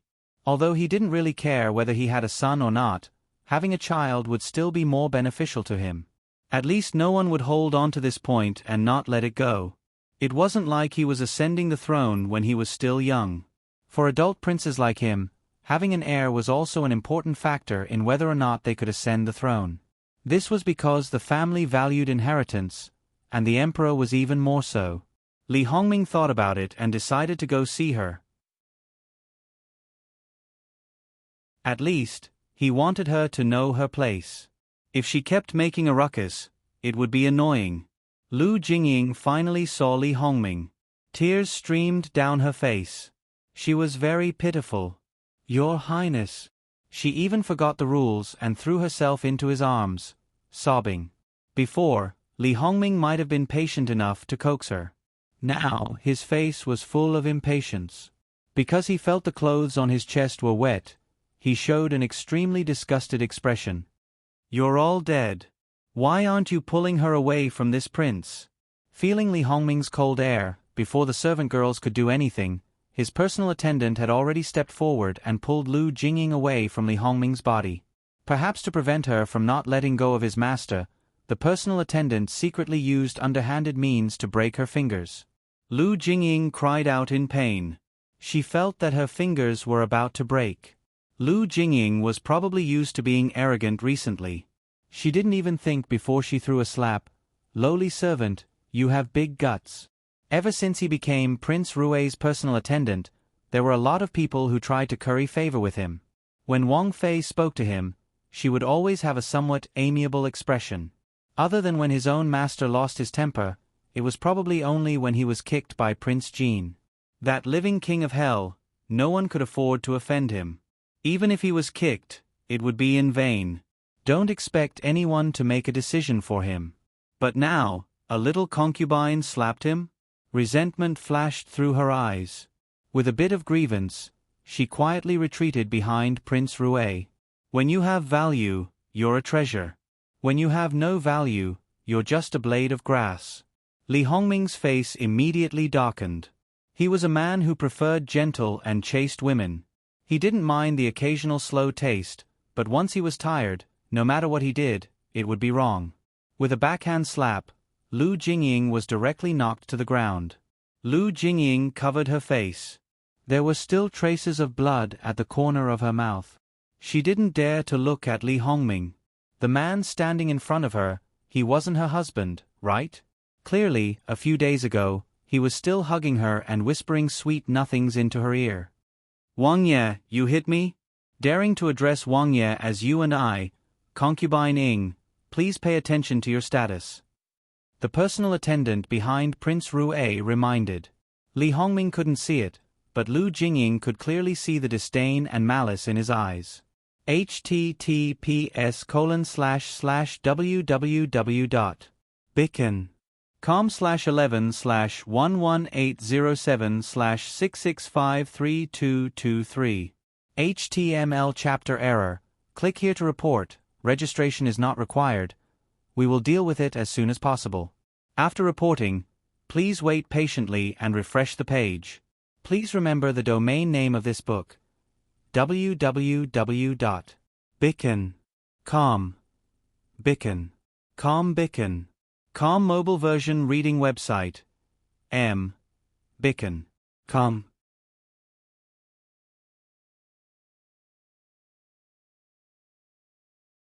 Chapter 201. Luo Jingying was completely stunned at this moment. Her mind went blank for a long time. She couldn't return to her senses and didn't get up. The servants also looked at her coldly. Not only did they not go forward to help her, they even retreated a little. Everyone could see that concubine Ying had fallen out of favor. No matter if it was the servants who were sent to serve her early on or when she showed signs of pregnancy, they couldn't stand her temper. When the prince was around, she was obedient and charming. When the prince wasn't around, she was arrogant and domineering and didn't put anyone in her eyes. She was also unusually harsh to the people around her. She was generous when rewarding people, giving out gold and silver jewelry as if they didn't cost money. Unfortunately, she only had 2 or 3 people. Obviously, these people only had the sweetest mouths and were the best at flattering her. As the saying goes, don't worry about scarcity, but worry about inequality. A few people were rich, while many people were poor. How could she win people's hearts if she relied on her preferences? The sharp pain in her stomach made Luo Jingying come back to her senses. She hugged her stomach and cried out in pain, but still, no one bowed to her. She had played tricks many times. When she was favored, they were still willing to surround her. But now, However, seeing that her complexion was indeed not right, the 2 mamas looked at each other. Hurry and help her cheering up. As they spoke, they stepped forward to take her pulse. This time, they were shocked. Hurry and call the manor doctor. This time, the servants were really a little panicked. Even if concubine Ying was no longer favored, she was still pregnant. Under the circumstances where the prince didn't have an heir, this child was very precious. It was fine to step on a concubine who had fallen out of favor, but stepping on a concubine who was pregnant and out of favor was a big problem. If something happened to the child, they would definitely be the ones to suffer. Luo Jingying was helped up and sent back to the room to be placed on the bed. Then, she found that there were bloodstains on her dress. Seeing this situation, everyone's heart jumped and they hurriedly notified the servants. The Fu doctor came quickly, followed by Princess Lu. Previously, Luo Jingying caused trouble, so the Fu doctor found that there was a slight change in the baby's energy, but it was not a big problem. How did you serve her? Everything was fine before. Princess Lu was very angry because she gave birth to the only 2 children in Prince Rui's mansion. Because of this, there were many rumors outside. They all said that she was playing tricks. Especially after the death of those concubines, she also hoped that Prince Rui's mansion could have more children, regardless of gender. Now, because of the special situation, it would take at least half a month before it could be announced to the public. Even the other 2 concubines in this courtyard didn't know, so naturally, they couldn't do anything with great fanfare. What happened? Hurry up and tell this princess. They couldn't bear the title of the main culprit, so they hurriedly explained the matter. Princess Lu was silent. When Prince Rui arrived, Princess Lu hesitated for a moment. Your Highness, concubine Ying's health is very heavy now. Why don't we deal with it after she gives birth? Prince Rui furrowed his brows. Clearly, he knew that it was his fault for slapping the child just now. It was one thing to be annoyed by Luo Jingying, but the child was indeed his, and he still went to the bedroom. At the moment, Luo Jingying's face was pale and she was in a coma. She was moaning in a low voice, obviously enduring the pain. Perhaps because she sensed something, she opened her eyes. The moment she saw Prince Rui, she felt indescribably wronged. Tears welled up in her eyes. Your Highness.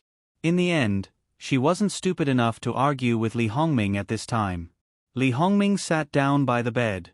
When Luo Jingying reached out to hold his hand, he didn't shake it off. However, as Luo Jingying whined and complained about how abominable her 3rd sister was, she accused Li Hongming of not helping her and even hitting her for a servant, etc. Li Hongming showed impatience. If I knew you were so stupid, I wouldn't have wasted time on you. Until now, she still couldn't see her situation clearly. Her mind was only filled with love and affection. Her family was such a powerful backer, but she made a mess of it. Now he finally understood why Luo Peishan found an excuse to not let him directly take her as a concubine. It was obvious that he threw her to him as an abandoned person. If his status was high, it would be bad. Seeing him leave heartlessly again, Luo Jingying's hand was raised in the air as if she was struck by lightning. When Li Hongming was about to turn around the screen, she suddenly stood up and wanted to chase after him. Her current situation didn't allow her to run around. Naturally, she was pushed back by her nanny, who comforted her gently and asked her to put the child first. Prince Rue just said a few words to Princess Lu. Princess Lu squatted. "See you off, Your Highness." Even though she already knew what kind of person this man was, she couldn't help but feel cold in her heart. She looked at the bedroom again. After all, she was still a little girl who didn't know anything. She was naive and ignorant. Princess Lu stood for a while and then went in. Yesterday, she was arrogant in front of her with a face full of arrogance. Now, she was like a withered flower. Maybe she was still worried about the child, so she didn't make trouble. Princess Lu waved the servants away and sat down by the bed. When she was in the Luo family, Jingwan was her #1 enemy. In Prince Rue's mansion, Princess Lu was her #1 enemy. With hatred and resentment in her eyes, she said, "Princess, are you very proud of me now?" Her words were sharp. Sure enough, besides love, there was also resentment that could cheer a person up. Princess Lu didn't get angry. She deliberately lowered her voice and murmured, "The most ruthless royal family is the royal family. Men in the royal family only have interests and power in their eyes.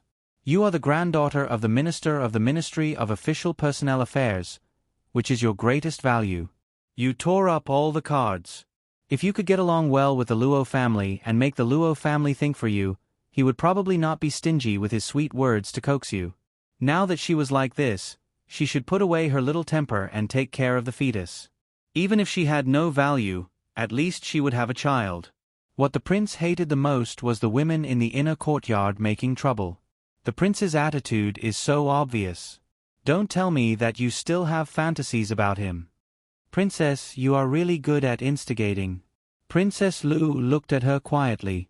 It was obvious that she had believed most of it, but she still refused to admit it. Her body was trembling because of fear, but she was still so cowardly. How long could she live like this? Don't get excited. You still have a child. The child is your life-saving charm now. If you lose the child, after you entered Prince Rue's mansion, you offended a lot of people. Without the prince's support, you should know the situation you are facing. Don't tell me that you don't even know this. With the child, those people won't dare to go too far, and you won't be punished too much. Be careful. Don't be so naive. That's all I have to say." Princess Lu stood up. Luo Jingying suddenly grabbed her and asked, "Why?" They were enemies. Why would she be so kind to tell her these things? Why? Princess Lu didn't know why. Maybe it was because Luo Jingying reminded her of someone she once knew. She did everything for a man. She was like a moth darting into a flame. She could imagine her tragic end. Or maybe she thought that she still had a conscience and pretended to be a good person. Princess Lu pushed her hand away and said, "It seems that you won't give up so easily. The Luo family is your only chance to turn the tables. If you can ask your grandfather to help the prince will favor you more than before." In fact, what Princess Lu said was true. In just one day, she fell from the clouds to the mud. No one would be willing to accept it. It shouldn't be like this. It shouldn't be like this. He said that he liked her. Why was he so fickle? Or was he just lying to her? Was it really because of the Luo family? Luo Jingying was furious and resentful. However, the pain in her abdomen made her come back to her senses. She flattered the powerful and stepped on the weak. Therefore, nothing could happen to the child. Absolutely nothing. Come on, bring the medicine. Bring the medicine. Princess Lu walked out of Luo Jingying's yard. She paused for a moment and turned to Li Hongming's study. Li Hongming was practicing calligraphy. Princess Lu knew Li Hongming's mood very well because they had been married for many years. Although he was upset today, he was in a good mood, especially after he came back from outside. Greetings to the prince. Princess Lu, you are here. Li Hongming put down his brush and reached out his hand to her. Princess Lu took the opportunity to hold his hand and snuggled into his arms. She looked at the calligraphy on the table. It seemed that he was in a good mood. Without guessing why, she just smiled and said, "Your handwriting is getting better and better, Your Highness." Li Hongming also chuckled. This was rare for him in his own territory. "Is there anything wrong? Concubine Ing will be fine. Don't worry, Your Highness. Princess Lu, you can deal with these trivial matters. I believe in you," Li Hongming said casually. After all, she has just been married. She is arrogant and willful. She will gradually become better. Please be more tolerant of her. Princess Lu, you are so kind. Li Hongming said ambiguously. Princess Lu and I should have a son. As he said this, he directly carried Princess Lu and walked to the inner room of the study. Princess Lu exclaimed in a small voice. Then she pouted coquettishly, which made Li Hongming laugh. Princess Lu was once again sure that her prince was in a good mood. He would not do this kind of thing usually. Great Elder Princess invited Jingwan to stay until the evening. Jingwan was really in line with her fantasy of a daughter. Her biological daughter could never reach the height of Jingwan. Therefore, she was very good to Jingwan. She even asked her youngest daughter, Wangzhu Yuyao, to learn more from Jingwan. Jingwan blushed with shame. She didn't know how an ignorant and incompetent person like her had become someone else's child. Fortunately, there was a large age gap between her and Wangzhu Yuyao. Wangzhu Yuyao wasn't a sensitive and naive child, and she really liked her. Otherwise, if she heard her mother say such things, her heart might become twisted and dark. https://www.bicken.com/11/11807/6653225. HTML. Click here to report. Registration is free. We will deal with it as soon as possible. After reporting, please wait patiently and refresh the page. Please remember the domain name of this book: www.bicken.com. Bicken.com mobile version website: bicken.com.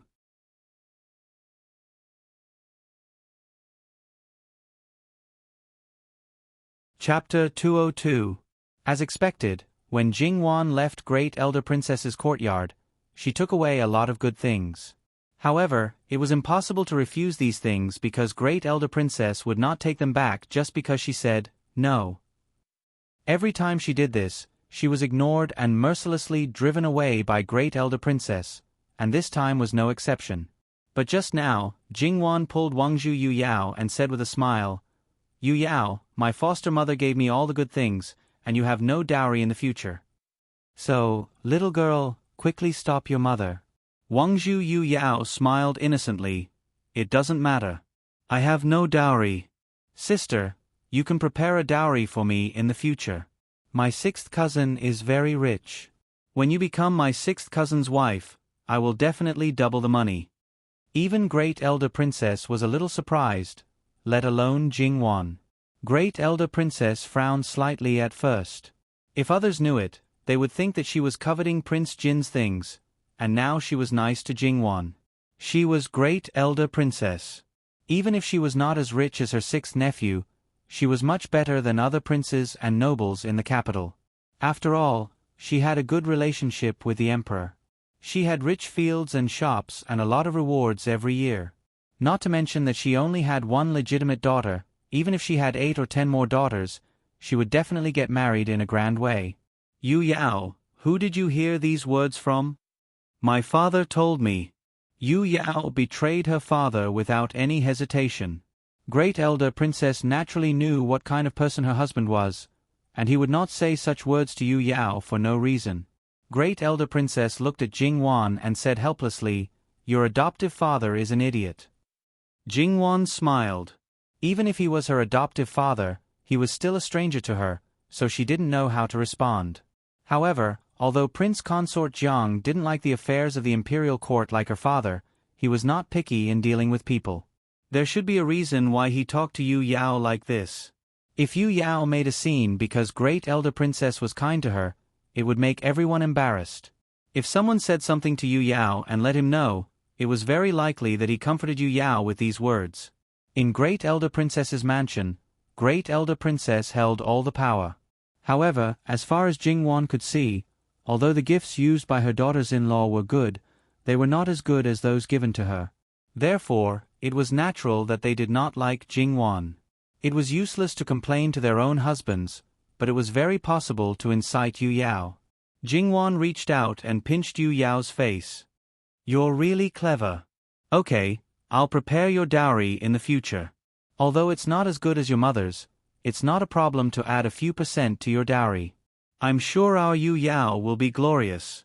I don't want your dowry. I want 6th cousins. Okay. Jingwan was overjoyed. How old are you? You're so shameless to think about dowry. Great Elder Princess also felt funny. Yu Yao stuck out her tongue at Great Elder Princess in disdain.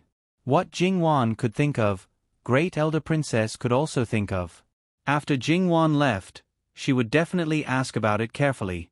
Great Elder Princess had always pampered her daughter and brought up her son. She was dissatisfied with all her daughters who had been married off. Now she loved her youngest legitimate daughter the most. How dare Jingwan instigate Great Elder Princess in her ears? When Jingwan saw these things, she also felt helpless. However, Great Elder Princess just wanted to protect her, so she couldn't really refuse her coldly. Therefore, if some people were unhappy, she could only continue to be unhappy. The next day, Jingwan received more invitations, which were basically sent by the girls in the boudoir. After staying in the summer palace for a few days, almost all of them had settled down. Naturally, all kinds of banquets began again. In summer, there were very few banquets. However, the summer palace was much cooler than the capital city. It was really boring, so they naturally had to find something to do. Jingwan read several invitations. It seemed that they had discussed it, and the dates didn't overlap. Jingwan thought that this might be a tacit understanding formed in the early years. After all, the summer holidays were almost at this time every year. At that time, they would set the dates of their banquets. If there were some deletions or additions, they would probably make adjustments again. To return the favor, Jingwan felt that she should also hold a banquet. However, she needed to think about the exact time and ask her sister-in-law about it. She would go out to attend 2 more banquets. It was better to follow a first-come first-served basis. Since someone had already set the time, there was no reason to force them to change it. Therefore, Jingwan turned to Sun Yijia. Sun Yijia's pregnancy had stabilized, but everyone was worried about her. She also planned to take more time to recover. Sun Yijia browsed through the invitations. Nominally, these invitations were set up by those unmarried girls. In fact, sometimes their mothers and grandmothers also sent some invitations.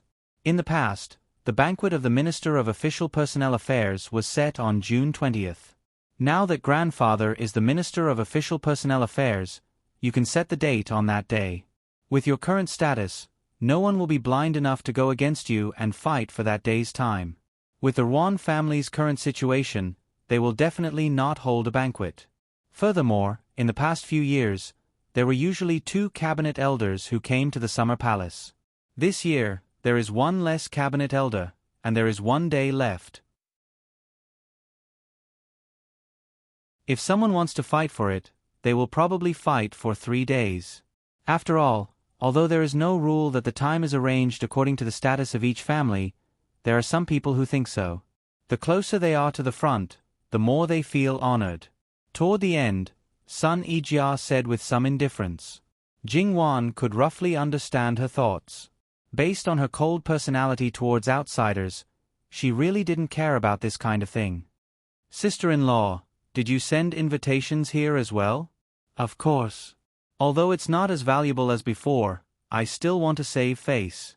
Moreover, the 3 of you are becoming more and more famous now. It's impossible for you to stop even if you want to. Look, you went out early this morning. You should know that this is all thanks to little sister Wan. Sun Ijia said with a hint of ridicule. It's because my third brother is a genius. Jingwan said righteously. Those who didn't know would think that Jingwan was proud of her brother. Sun Ijia knew the inside story. She reached out and pinched Jingwan's face.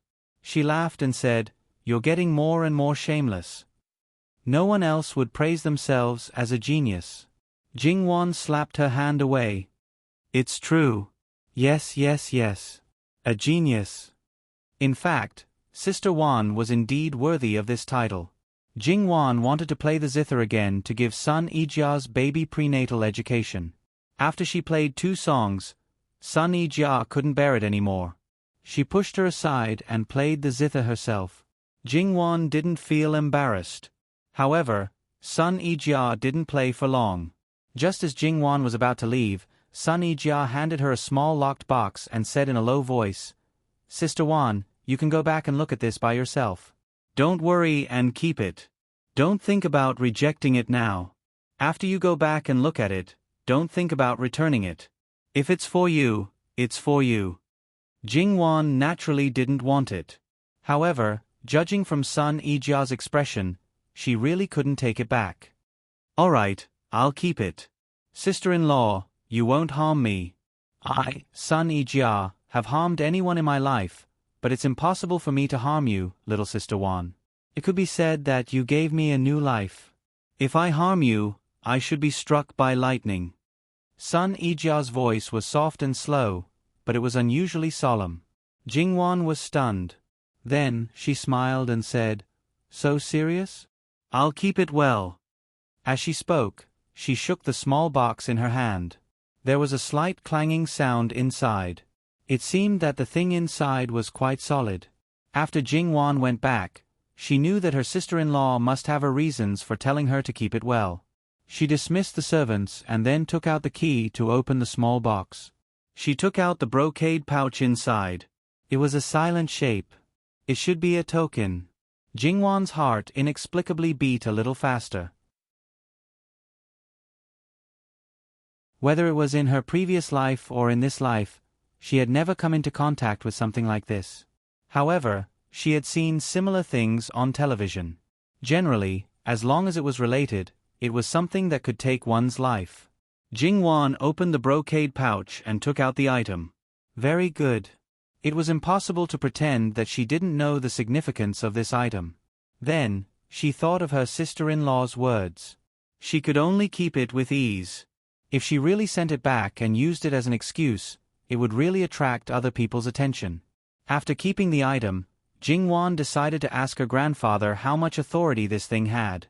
Luo Peishan was sitting under the shade of a tree. A servant was fanning him. He was especially serious as he flipped through a book. Jingwan walked closer. Grandfather really doesn't do proper work. Even if he has free time, he should read proper books. Luo Peishan glanced at her in annoyance. This indecent book was also made by you. Jingwan, unruly, bowed. She took the servant's fan with a grin and sat beside Luo Peishan. It's not a big deal that granddaughter doesn't do proper work. But grandfather, you're different. One nose and 2 eyes. How am I different? Jingwan chuckled. When she was in Qi and prefecture, why did she feel that her grandfather was serious and unapproachable? Why did she feel that he was a standard scholar official? Sure enough, people couldn't judge others based on their own opinion. Grandfather, I want to ask you something. Luo Peishan glanced at her. Just as he was about to speak, he saw her glance at her servant. Thus, he understood tacitly and sent him away. Speak. What is it? Grandfather, how much do you know about the death exemption gold medallion? Luo Peishan paused. His expression was slightly cold. But in the blink of an eye, he restrained the expression on his face. His eyes fell on the book again and he spoke casually.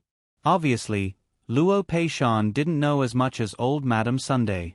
At least, he didn't know that there was only one death-free gold medallion left.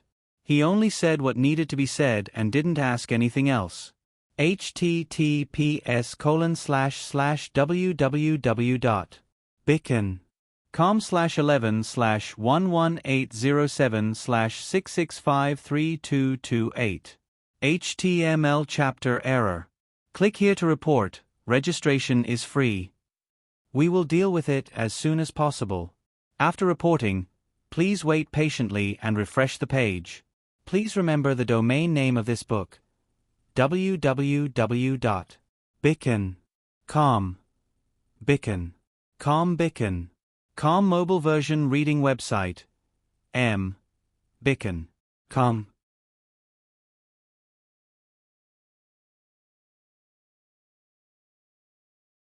Chapter 203. Jingwan was different from the past. Even if there was a banquet hosted by a princess, no one would find fault with her. On the contrary, there was a group of people who complimented her. Even if she was not good at poetry, music, chess, calligraphy, and painting, even if she just sat quietly and acted like a little foodie, some people would still praise her. In fact, they were not simply circling around Jingwan. The various new skincare creams from Rouge Pavilion were a little expensive, but other than those exclusive sets, the rest were nothing to them. They did not feel any pressure to use them. Originally, no one would have investigated who made these creams. However, the Luo family had special privileges. Even if they were married, they would have enough preferential shares to use every month. Moreover, Jingwan herself was a moving living signboard. There would be a time when she would be noticed. Until now, these upper-class noble ladies basically knew that these creams were made by her. It was a matter of course. There had been no suitable opportunity before. Now was indeed the best time. As long as they were girls who liked to look beautiful, it was not surprising that they would look for Jingwan. Because these people knew their limits, Jingwan was also happy to tell them some skincare tips. As for whether there would be people who were greedy and thought that she did not tell the real secret, it had nothing to do with her. She was not obligated to do so. At most, these people would say a few words in private. They really did not dare to offend her in public. Therefore, it was quite good to have a big backer. Jingwan felt that as time passed, she would most likely fall. Because of such a relatively relaxed atmosphere, Jingwan even attended the banquets every day. When her biggest backer attacked her at night again, Jingwan was basically calm and collected. Seeing that a certain someone was simply hugging her to sleep, Jingwan even had the leisure to joke with him. For example, Yu Yao wanted to ask him for a dowry or something. Li Hongyuan only responded faintly. He would send it to her tomorrow. Jingwan just thought that he was joking. However, the next day, Jingwan didn't go to the banquet because she was called by Great Elder Princess. No one dared to say anything in front of Great Elder Princess. Great Elder Princess ignored them. Jingwan looked at the things placed in front of her. There were a total of 10 things: 2 coral trees that were about half a person's height, a jade bottle that was more than a foot tall, a box of golden pink pearls that were soft and flawless, and a box of high-quality gems. The rough estimate of these things should be: well, because things are precious when they are rare, they are not easy to measure. In some people's eyes, they might be priceless, and in some people's eyes, they might be worthless. However, there is no doubt that these are the treasures of treasures. Mother, these things are.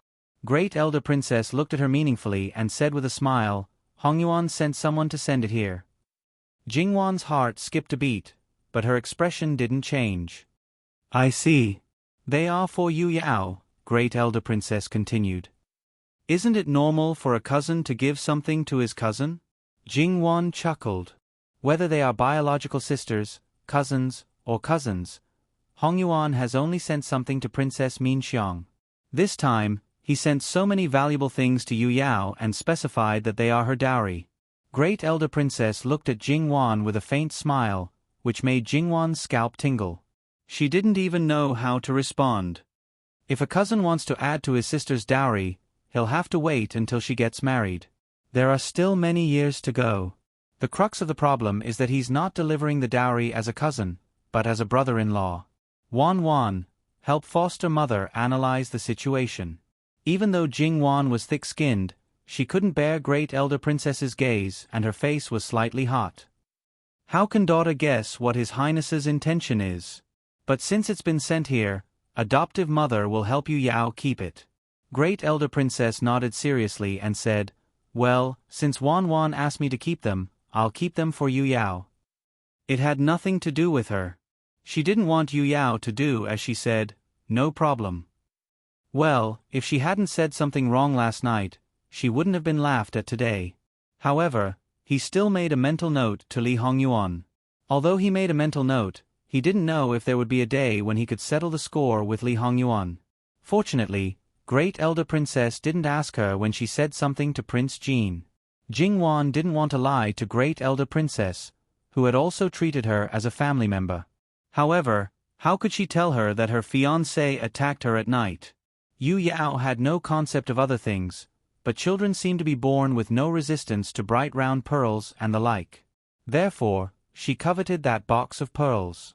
After knowing that it was hers, she hugged it and refused to let go. Pearls were relatively common. Of course, high-quality pearls were rare and only a few people had access to them. White and pink pearls were more suitable for children. Gold pearls were noble and didn't match with children. But this box of pearls was gold and pink. Gold was not heavy, so it was okay for Yu Yao to use it now. The little girl already knew how to be beautiful. She clung to her mother and talked about what she wanted to use the pearls for. She wanted beads, earrings, bracelets, necklaces, all of them. Great Elder Princess seemed to be helpless, but her eyebrows relaxed and her eyes were smiling. It could be seen that she really doted on Yu Yao. However, as the youngest legitimate daughter of Great Elder Princess, she was born to be doted on. In particular, this princess didn't have an empty title like most princesses. She didn't get along well with her family and was not favored by the emperor. By the time it was June 20th, Jingwan's invitation had already been sent out.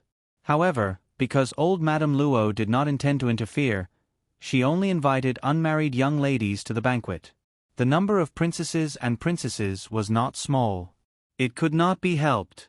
More than half of the people who followed the emperor to escape the summer heat were people with the surname Li. During this period of time, although she couldn't see them every day, she got to know them day by day, so she didn't feel any pressure to deal with them. The most difficult one to please should be Princess Min Xiang, who had the highest status and was Jingwan's future sister-in-law. If she wanted to make trouble, she could only endure most of the time. However, Princess Min Xiang was really afraid of Li Hongyuan. She wouldn't do anything that might offend him. Moreover, her mother, noble consort Su, also told her to get along well with her future sister-in-law. In fact, regardless of other things, basically not many people would reject Jingwan just by getting along with her. After all, Jingwan was very young in mind. These teenage girls were all treated as younger sisters. As long as they were not naughty children, she would be tolerant and considerate enough. In this way, they had no reason to dislike her. Although the purpose was to enjoy the flowers, in fact, Jingwan didn't prepare much flowers.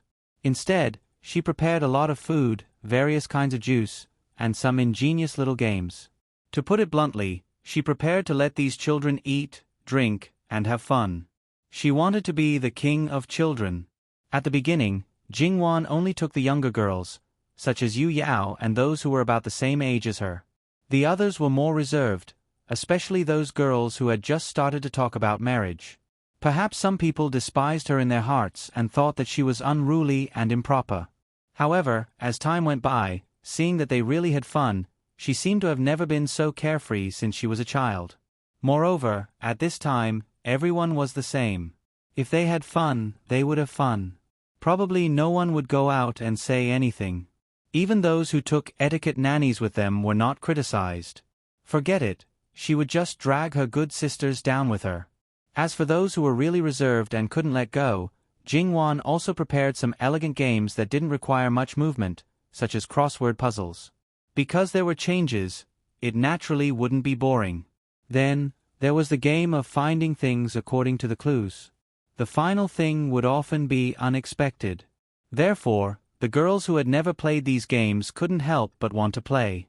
And the final result was probably that they all went crazy from playing. Jingwan and the others were having fun here, but they didn't know that an urgent report was sent from the capital. Some areas in the south had continuous rain. Some experienced people said that the area would inevitably expand, and there would be a flood. Because Li Hongyuan had been paying attention to it for a long time, he naturally received the news. In her previous life, it didn't happen so early. Li Hongyuan thought that he could change people, but he couldn't change the sky. In her previous life, it happened late, which could only mean that the report was late. In the end, it caused such a big disaster. Some people had already been replaced by Li Hongyuan, so the same thing naturally wouldn't happen again. When Lu Chengdi received the news, he immediately gathered all the officials and sons. This kind of thing couldn't be neglected. If there really was a big flood, the consequences would be very serious. Although it hadn't happened yet, it was better to believe it than not. If they were prepared, there wouldn't be any losses even if they couldn't use it. And if they could use it, the losses would naturally be much lower. In this point, Lu Chengdi could definitely be called a wise emperor. And Li Hongyuan's time had come. My beloved officials, put your heads together and come up with a feasible solution as soon as possible. Don't say that you have groundless fears. I also hope that in the end, it will be groundless fears. Also, don't take things too simply and don't take it seriously. I want you to consider this matter in the worst possible way. Since Lu Chengdi had said so, the others naturally didn't dare to neglect. However, the Grand Secretary, Ruan Ruiz Hong, didn't stand for long and felt dizzy and weak in the knees. They hurriedly asked him to sit down, but there was no improvement. His complexion was particularly bad. Lu Chengdi hurriedly ordered someone to call the imperial physician. Ruan Ruiz Hong was suffering from heat stroke. Lu Chengdi's residence was located at the top of the mountain, which was the coolest place in the entire palace. In addition, there were many ice basins, so one could even feel the obvious coolness. But in the end, he was suffering from heat stroke? According to the imperial physician's explanation, Ruan Ruiz Hong was old and weak. When he went up the mountain, he was in a hurry and sweated. When he came here, it was suddenly cool and he couldn't stand it. Seeing him like this, Lu Chengdi frowned and finally sighed in his heart. He was indeed old. He waved his hand and asked someone to send him back. It was a busy time now, so it was troublesome to see Ruan Ruizhong's half-dead appearance. Ruan Ruiz Hong felt ashamed and hurriedly apologized. Speaking of which, it had been relatively peaceful for half a month. Everyone in the family closed their doors and he didn't hear any gossip. He only felt that it was as peaceful as before and his body seemed to be much more relaxed. He didn't expect that there would be a problem at this time. Was he really old? If he still stayed in the position of Grand Secretary like this, wouldn't it annoy the emperor? But it was indeed not a good time for him to resign. So he could only be thick-skinned and wait for the emperor to let him resign. Prince Rue watched Ruan Ruiz Hong being supported by people. Ruan Ruizhong's back was hunched and he left step by step. His mother was right. Ruan Ruiz Hong was really dying. He withdrew his gaze and focused on the current matter. Of course, no one would inform Li Hongyuan of such an important matter. At this time, he was living in a courtyard outside the palace again. He wasn't as leisurely as others thought. He was looking at the geomancy map. The information he received was far more detailed than Lu Chengdi's. He found the reported locations on the geomancy map bit by bit and calculated the range of the rainfall. After all, it had been too long in his previous life. He couldn't remember many things so clearly. Moreover, what he knew was limited. He frowned slightly and circled the locations of the granaries and important dams. Finally, he was 100% sure that the situation this time would be much better than in his previous life. Only then did he let out a sigh of relief. However, he still needed to find Luo Peishan for the specifics. There were many things that he needed to say. Master, Grand Secretary has gone back. Oh. How is the Ruan family? https://www.bicon.com/11/11807/6653229. HTML. We will deal with it as soon as possible. After reporting, Please wait patiently and refresh the page. Please remember the domain name of this book: www.bicken.com. Bicken. Com Mobile Edition website: bicken.com.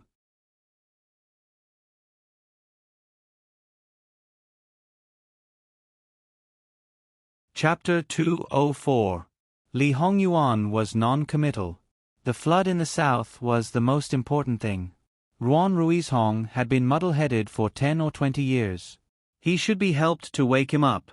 As for whether he would be unable to recover from the setback or even die, or survive and have a great change in temperament, if he was still young, the latter was more likely. Unfortunately, he was already old. Perhaps the scene would be too exciting and he would not be able to catch his breath. However, if he could pull through, Li Hongyuan would probably admire him. That would also mean that he would be oppressed by him for a few more years. Grind. Li Hongyuan was not interested in the things over there. He should tidy up the things that should be sorted out. Eunuch Mu hurriedly stepped forward and began to grind swiftly. It must be said that grinding could be considered his specialty when serving Li Hongyuan. He was fast and good. After he was done, he gently stepped back. Li Hongyuan spread out a booklet in the shape of a booklet and thought for a while. Then he picked up a pen and wrote very quickly. The words were like his person. The strokes were vigorous and powerful. However, ordinary people might not understand. Even if they were scholars, unless they liked it very much, they probably didn't study cursive. Luo Peishan was different. He had passed the imperial examination for decades and had a lot of time to study things other than the imperial examination.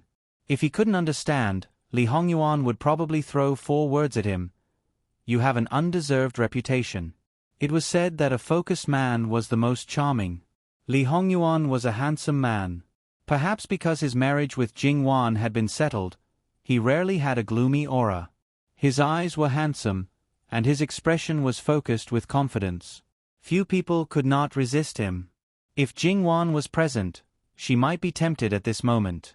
He wrote 2 or 3 pages in a row. Be careful. Be careful in case the woman of the Ruan family silences him. Ruan Ruizhong could not stand it and die, but he couldn't be killed. That would be too boring. Yes. In fact, there was no need for him to remind them. His subordinates would have considered this point. It had been a long time since they had done something for the first time. They had more or less figured out the extent to which they had to do to satisfy their master. Ruan Ruizhong was sent home because of his mental and physical exhaustion. Originally, Lu Chengdi's people wanted to send him to Madame Ruan, but Ruan Ruizhong refused. When he found out what his own backyard was like, he was very glad that he refused at this time. Otherwise, he would really lose face. It was quite strange for Rue to enter the house in such a state. In the past, when he returned home, even if his wife did not personally welcome him, she would arrange for someone to take good care of him. Now, he had been sitting in the hall for a while, but no one came to serve him. There was not even a sip of tea. He was already feeling unwell, so it was inevitable that he would feel unhappy. Knowing the current situation of the Ruan clan, Zhang Xian stood up and headed to the rear courtyard. The servants he met along the way were the same as usual. When they saw him, they saluted him politely. However, when they were approaching the main courtyard where the couple lived, they saw a maidservant running out in a panic. When she saw Ruan Ruizhong, her expression was as if she had seen a ghost. The first thing she did was not salute, but turn around and run away. She did not have the least bit of etiquette.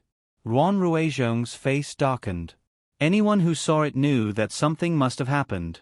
Although he did not know what it was, the way to deal with this kind of situation was almost the same. Go and stop her. Ruan Ruizhong's manservant obeyed the order and hurried to catch up. An ordinary servant girl in her teens could not be faster than a man who was a few years older than her. She was quickly caught up and then pulled back. The young maidservant knelt in front of Ruan Ruizhong, trembling and crying miserably. She kept kowtowing, "Master, I didn't see anything, I didn't hear anything, please don't beat me to death, I beg you, I beg you." What did you see? What did you hear? Say it clearly, Ruan Ruizhong said sternly. The servant girl seemed to realize that she had said something wrong. She glanced at Ruan Ruizhong in fear and quickly lowered her head. She knelt on the ground and trembled. No matter what, she refused to say a word. Ruan Ruizhong kicked her away. Keep an eye on her. He went straight to the main courtyard. He wanted to see what kind of shameful things this family, or his stepwife, was hiding from him. Obviously, when Ruan Ruizhong entered the courtyard, he found that something was wrong. Usually, there were old maids guarding the gate of the courtyard. When he entered, he could see the servants performing their duties. But the gate of the courtyard was half open, and he didn't see anyone. Ruan Ruizhong subconsciously lightened his footsteps and did not push the half-closed door. After entering, he wanted to go into the room. However, he vaguely heard a sound. Following the sound, he found that it came from the pavilion in the courtyard. There was a curtain outside the pavilion. Under normal circumstances, it was down, but now it was down. A few days ago, it was his wife and daughter who accompanied him to admire the moon. Now, there was a woman's delicate panting and a man's rough panting. Moreover, there was more than one man. One of the men was obviously swearing, but the woman did not seem to be humiliated. Instead, she was more aroused and urged him. In exchange, another man's lewd laughter was accompanied by the sound of a palm slapping a certain place. No matter how embarrassing the voices were, Ruan Ruizhong knew who the three voices belonged to. It was his stepwife and his two sons. As if struck by lightning, Ruan Ruizhong stood rooted to the ground with a blank expression on his face. Look at your hungry face. How long has it been since I fed you? But, even if you do it, can you satisfy me? The woman did not speak, but she snorted obviously. Actually, I want to know, whose child is Fengfei? Father, one of our brothers, or some wild man outside? That's right, that's right. Tell us, whose child is she? Ruan Ruizhong's heart was much colder than the winter. It was so cold that his blood almost stopped flowing. Why do you care who she is? Nominally, she is your sister. Do you want to touch her as well? The woman said. In exchange, the two men laughed ambiguously. The daughter you taught must be the same as you. Ruan Ruizhong clutched the clothes on his chest tightly. His heart seemed to be fiercely pinched, as if he was about to suffocate. He gasped for breath as if he would pass out in the next moment. At this time, a gust of wind caused the curtains around the pavilion to open a gap. That unsightly scene directly crashed into the depths of Ruan Ruizhong's eyes. His dignified and virtuous wife. He still remembered her shyness on the night of their wedding. From that night onwards, every time they got married, she would be abnormally reserved. Sometimes, he wanted to do something, but he was afraid that he would offend her. As time passed, he began to enjoy the warmth of their relationship more and more. But now, she was so unrestrained. His two sons, even if they were not that outstanding, he was still quite satisfied. They were calm and steady, gentle and polite. If there were no accidents in the family, when he retired, even if he could not become an official, he thought that the family would be harmonious. But now, they were like two beasts. He thought that the family was harmonious, and he thought that no one could compare to his wife and children. In the end, this family was a den of prostitution. His wife and children were all beasts. Pooh! Ruan Ruizhong could not bear it any more and directly spat out a mouthful of blood. This scene happened to be seen by one of his sons. His pupils rapidly shrank and suddenly withered, as if he was scared silly. Father! It was like a whisper. When the brother opposite him heard this, his body trembled. What nonsense are you shouting? As for Madame Ruan, she was skilled in martial arts. But because of her absolute trust in the people around her, coupled with the ups and downs of the Sea of Desire, she was only vaguely aware of the strangeness outside. When she heard the word father, she instantly recovered a lot. Just as she was about to get up, the person behind her suddenly pulled away and rushed out. Father! It was accompanied by fear. No matter how deep he had sunk, he was now awake. Madame Ruan sat up with a whoosh, her expression stern. The man beside her was scared pale. Ruan Ruizhong, who had spat out blood, slowly fell down. But his eyes were filled with bone-piercing pain and bloodthirsty hatred. He was a scholar. He had the strength and bearing of a scholar. He was capable of doing things. Under normal circumstances, he was amiable. He had probably never shown such an expression in his life. So much so that the man who ran out wearing only a piece of underwear hesitated, not daring to go forward. Old master, old master. The manservant who was in charge of guarding the young maidservant had somehow come in. Seeing the situation, he practically scrambled over to catch Ruan Ruizhong, who was about to fall to the ground. Master, master. As he pinched Ruan Ruizhong's philtrum, he took advantage of the cover to give Ruan Ruizhong a pill. Ruan Ruizhong's eyes were still open, but he was still staring at the pavilion. That appearance was as if he had died with his eyes open. His son was trembling in fear. The ugly thing under him drooped. Such an ugly appearance. Where was the modesty of a gentleman? Being stared at like that, his legs went soft and he knelt on the ground with a bang. As for the other two people in the pavilion, they tidied up their clothes and came out. Compared to the two men who were trembling in fear, Madame Ruan was much calmer. Although she was frowning, the focus was not on the fact that her husband had caught her in the act. She looked at Ruan Ruizhong indifferently. How did you come in? It had been so many years. Although she had never encountered this old thing coming back when he was not supposed to, even if she did, she would be able to know at the first moment. She would be able to pack up at the fastest speed, so that he would not be able to detect the slightest clue. It was reasonable to say that today should be the same. However, not only did Ruan Ruizhong break in, she did not receive any news at all. Because she was absolutely relieved, she let down her guard. So much so that she did not even know how long Ruan Ruizhong had been here. Ruan Ruizhong's eyes widened. His finger trembled as he pointed at his stepwife. You. She was caught doing such an unbearable thing, but there was no fear, no guilt, let alone repentance. It looked as if it was impossible for him to break in. The rise and fall of his chest became more obvious. Master, master, nothing can happen to you. If something happens to you, wouldn't it benefit these adulterous men and women? This bitch wants to anger you. If you die, no one will know about their scandal. In the future, the Ruan family will be completely controlled by her. So, you must hold on. You must hold on, master. Madame Ruan's gaze fell on the servant.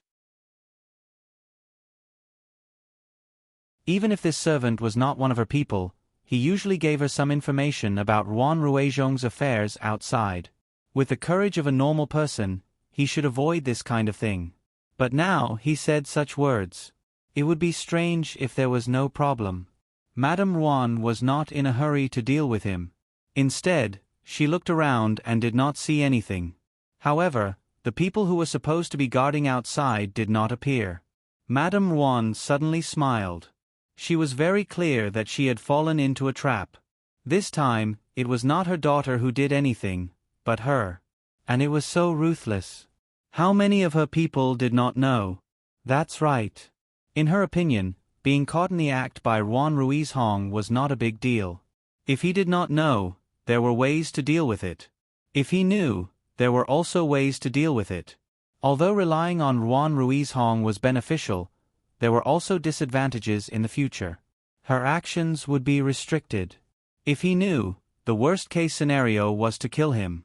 The manservant's words seemed to have worked. Ruan Ruizhong took a deep breath and slowly stood up with the help of the manservant. He walked forward step by step. He used to care for this woman as much as he loved her. Now, he hated her as much as he felt pain. He swung his hand and slapped her. Tisich, I've been so good to you, so good to you. Madame Ruan's head only tilted a little. The current Ruan Ruizhong was almost half dead. How much strength could his hand have? For her, it was not painful at all. When I married you, you were already so old. I was still young and beautiful. Shouldn't you be good to me? Your body is not strong and not strong. Every time you are not interested, you are done. Isn't it normal for me to wear a green hat? You have many sons, so you don't have to look outside. Now, your sons are almost useless. Your grandchildren can be found. They are young enough and there are many of them. Pa. Ruan Ruizhong was so angry that he slapped her again. You lewd woman, lewd woman. Madame Ruan sneered. She had been afraid of breaking the vases before. Now, she was a turtle in a jar. What else did she have to care about? The person hiding in the dark really knew everything about her. Then, she was almost certain that she would not die. Her value alive was far greater than death. So, she was now fearless. However, the other party did not make a move. Once he made a move, it was like a thunderbolt. This method was really likable. Moreover, everything was clearly under his control, but she did not notice it at all. This ability was really admirable. Ruan Ruizhong, you can only scold me now. Other than that, what else can you do? Your life has been smooth sailing and you think you are infallible. What ability do you have outside? You don't even know what your own backyard is like. You were smart your whole life, but also stupid your whole life. How does it feel to lose your integrity in your later years? If I didn't believe you, that's why I said you think you are infallible, stupid. If you didn't disguise yourself so well, Madame Ruan sneered, a 16-year-old girl married an old man like you. Would she treat the nest of children who are much older than her as her own? Considerate in all aspects?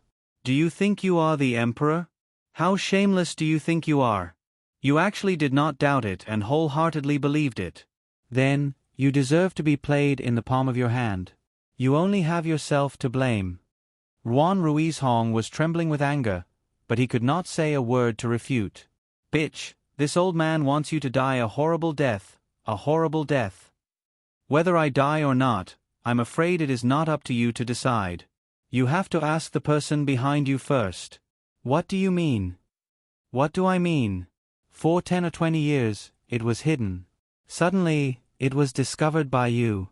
No one got rid of the gatekeeper. How could you come in? Madame Ruan now seemed to have a broken jar and did not care at all. However, until the end, no one knew what the result would be. As long as she was alive, there was hope. If she was dead, then it was all over. Ruan Ruizhong's first reaction was not anything else.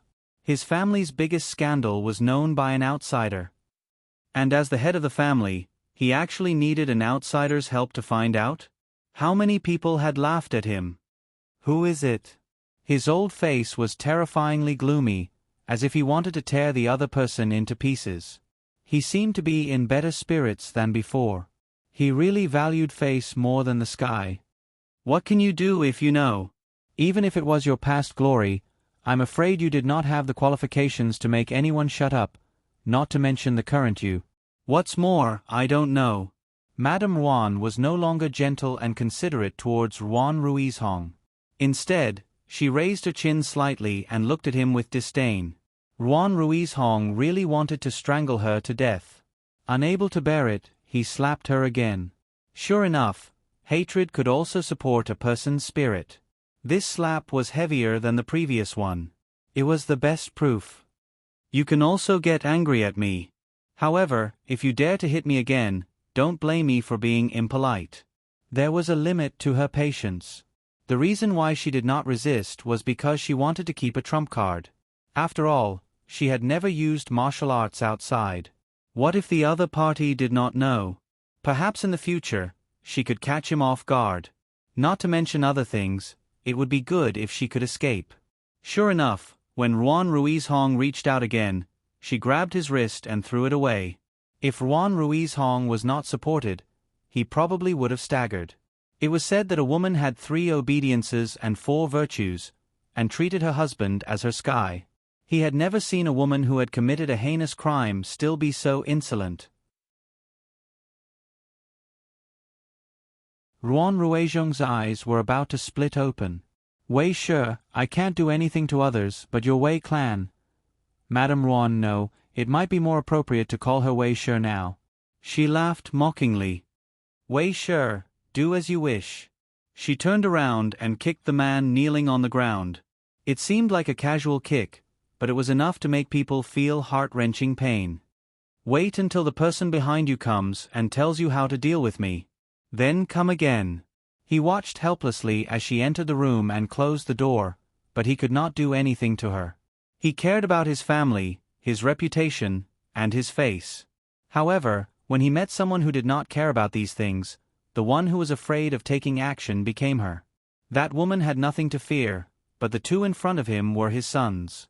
He was old, but the dignity of a superior was still there. The other one was so scared that he immediately knelt on the ground. Wei Shi's reaction and words had greatly surprised them. However, they did not have the courage. This was their father. Even if he really beat them to death, they would not dare to do anything. However, this did not prevent them from begging for mercy. Father, father, son knows his mistake. Please calm down. Don't be angry and harm your body. Father, it's all because of that bitch who seduced son. Otherwise, son would not dare to offend stepmother even if you gave son 100 guts. It's her. It's all because of her that our family became like this. Think about it, when mother was still here, our family was so good. Ruan Ruizhong paused. Thinking of his first wife, he felt sad for a moment. However, it was useless to think about it at this time. Ever since Wei Shi married into the family, he had rarely thought of his first wife.